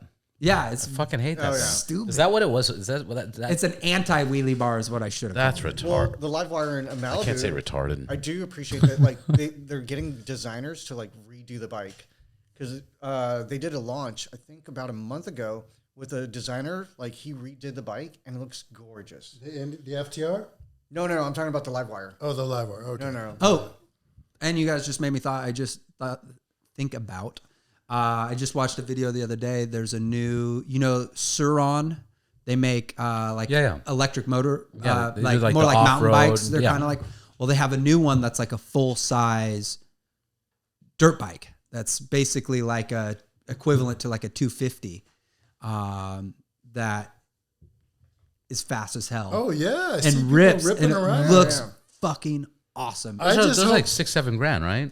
That one is like $8,000, but the mountain bike one that is still like a dirt bike, which is cool because you could take it to mountain bike trails. Yeah. And where you could never have a motorcycle, and that one starts at like $4,500. That mic sounds really fucking good, doesn't it? It does. does. It's not my I'm voice, looking at the mics and stuff. No, your voice has nothing to fucking Yeah, do with it. exactly. Calm the fuck down. Like when we take the headphones off, you sound. No, I'm just kidding. No, but that mic is actually performing. sound like this, really, boys. So what is that mic? That's a Shure 50. SM58. Yeah, FM50. And these are the most popular. These are the Rodecaster pod mics. Okay. So like this is all like the whole fucking what is it? These just have, I'm guessing, I can't hear it because I don't have headphones, but it probably has a lot of low end. Yeah. No, Like a boom. It's really good. I mean, that's what I started with. I used to just take that and a portable recorder and just fucking. This mic has been So around since. what I have to say is like what you were talking about. Like you guys, we all get together. If I just met you at Bike Shed in the parking lot, oh, I like your bike, this and that, and that's one thing I love about the community. It's like all of a sudden we switch info. Yeah. Like it sounds weird, but it's not like I'm trying to hit on you, but like, can I get your number? So Like, can do yeah. I want to you see. can I want to call see your me. bike pics. I know. Yeah. I know. I want to. What's your Instagram? Yeah, that's the it's- number it's one like thing. at, like, What's your you know. Instagram? And that's like the whole circle of like me writing this book is like all three of us barely got to meet you right now because of this, Yeah. and that's what I appreciate. We're forever bonded. Dun I dun know. dun. And we're gonna go on a ride now. Yay! I love rides. I love rides. It's so We- weird. You guys like rides too? Eric, Yeah. will you plug my Moto Misfits chat to these gentlemen? Oh yeah, his chat is absolutely amazing because like when we were talking about being kids, we're always kids no matter what, and it's funny on that chat we'll have like real conversations here and there, but then there's times we post videos of like I think it was a gentleman riding a Harley and he had like a horse head on it and he was like doing this. Yeah, I saw that. Yeah. And like there was one that I posted, this sick ass plane going by a dirt bike. I saw that, and the guy was he fucking touches touching that. and he Isn't it grabs amazing? We all see the same thing. Yeah. That's how crazy But, social like, media the is. algorithm. That's what I love about like that group. There's no negativity. It's all positive. Like I talked about like, you know, the chili cook-off. People are very nice on there going like, yeah, if I'm in town, I'll make it, you know, stuff like that. So I appreciate, you know, the group that he has in that chat. That's awesome. So I'll explain this where's a little more. Yeah, where is So- that chat? So, in my,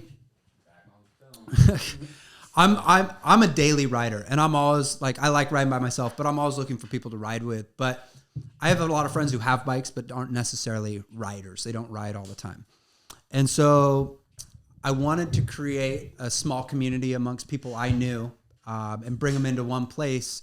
So when I want to go ride, I don't have to like put out a chat to 20 different or a message to 20 different people.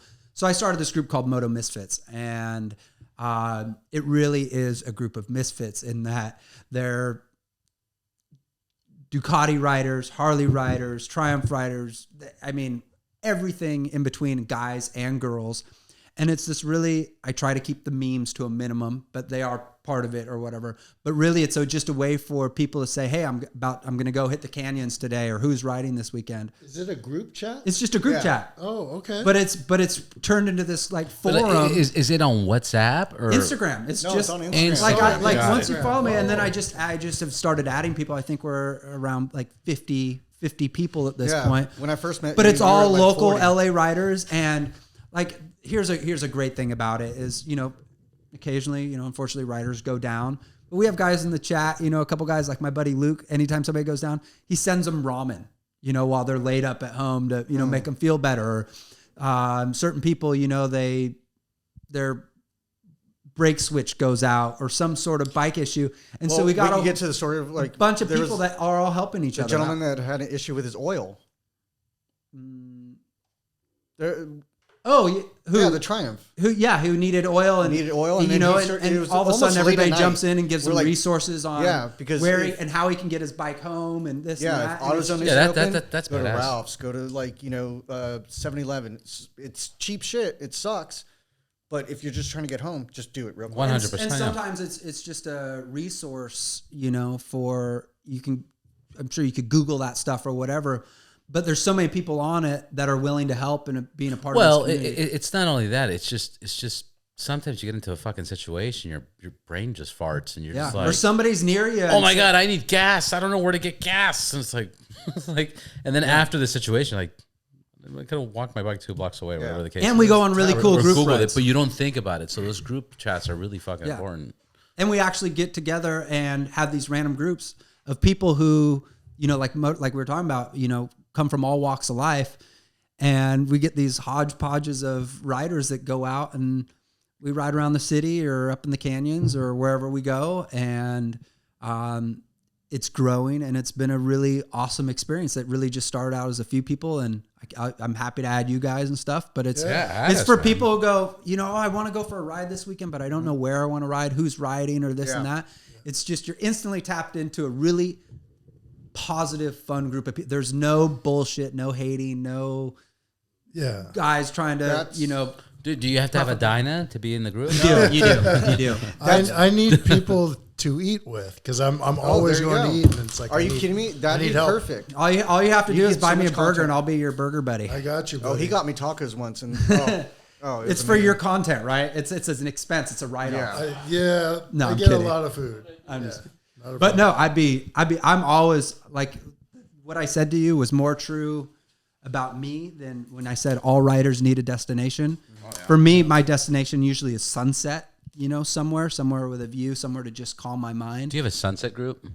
I should, right? You should. That'd be actually a good badass. name. Sunset Riders. Sunset Rider, and we make fucking like sunset patches and shit. I think that's dope. I'll bring the blanket. Actually, I do too, because riding off into the sunset. Oh my God. I'll bring the blanket and the bottle of wine. Yeah. Well, here, I'll put this for perspective. Only people that live in California, Oregon, Washington get to see the sunset over the Pacific Ocean? Yeah. And How about only that? us Californians get to ride almost year round. We take it. We only get 12 months out of the year. Yeah, only 12. Only. Yeah. And then another thing is, God, just had a brain fart. All for me. All right, I so need people to help. Let me it's see. like, sorry, babe, I gotta see if I'm got a fucking my motorcycle date tonight. I know, right? Who are you going out with? How dare you? Oh, but this is like Armenian food, dude. I do this like 3 times a week. Yeah, that was all for me. Yeah. No, I do this 3 times a week. I can help you out. My wife's Armenian, so like they do like, Masses kebab? huh? This is Masses kebab. Oh, I know Masas kebab. Yeah. Yeah, I love that fucking food. Well, as equally as I am excited meeting. But I'm down. other- I would have gone 100%. Don't worry. I'm excited to be on my first podcast. Excited to meet a couple new riders, but also excited to meet a new food buddy as well to go ride motorcycles and get food with. Eric, I gotta it's full say, circle. I gotta say, cheers, man. Thank you for contacting me. I am glad you guys all showed up. This is a true honor. Cheers. Definitely. We did 2 hours. So I don't know if you guys know that, but we did 1 hour and 57 minutes, which is fucking pretty amazing. Thank you to those who have maybe stuck around this long. I know. Am I supposed to plug myself at some point? Yeah, exactly. We're supposed to exactly. You didn't do that? God damn it. The Hangry Rider. TikTok, Facebook, Instagram, wherever you want to follow. Great me. name, by the Website? way. Anything? Nah, No? it's mostly. It started off mostly on Instagram. And then That my just takes TikTok more grew. time, but you'll get more exposure on those other platforms. Yeah, they're all growing. But no. And then just one more time and then spell it. And It's _hangry_rider. awesome. You'll see a picture of a helmet with a hamburger. Yeah. Awesome. You might as well get him. I'd love to be last. Okay. Let me hold on. Let me get the camera on him. Oh, shit. Yeah. My name's Daniel Bax. You can find my personal Instagram, which has a lot of motorcycle content. Bax Images, BAXIMAGES. And my pickled pepper company is called Mama Lil's Pickled Peppers. You see that jar right here. And the website is www.mamalils.com. And our Instagram is at Mama Lil's Peppers. We also have a Facebook as well, which is probably just type in Mama Lil's Peppers. You'll find us. And I hope you guys get to try it. And 2 wheels down. Do you pick the peppers that you pickle? We do not pick them. Well, we're a pretty big operation. We actually harvest around 250,000 to 1 million pounds of peppers at a time. So amazing! It's a pretty big operation, and the agricultural business is tough. Let me tell you, there's all kinds of things that come up here and there with weather and different things like that. But yeah, it's too big to be a solo venture. So we mostly grow in the Yakima Valley up in the Pacific Northwest because it's an arid climate where it's hot during the day and cold at night, which makes for nice crunchy peppers. Nice. But yeah, That's sometimes fucking we awesome. grow in California and in Mexico when we have to or whatever. But Oh gosh. Hatch chilies from New Mexico. So- Those are to die for. To finish off, I'm Eric Summers. You can find me on Instagram as Stylish Scrambler. And then the cookbook is on Instagram called Iron Fire Motorcyclist Cookbook. For the book itself, it's going to be Iron Fire, the Motorcyclist Cookbook.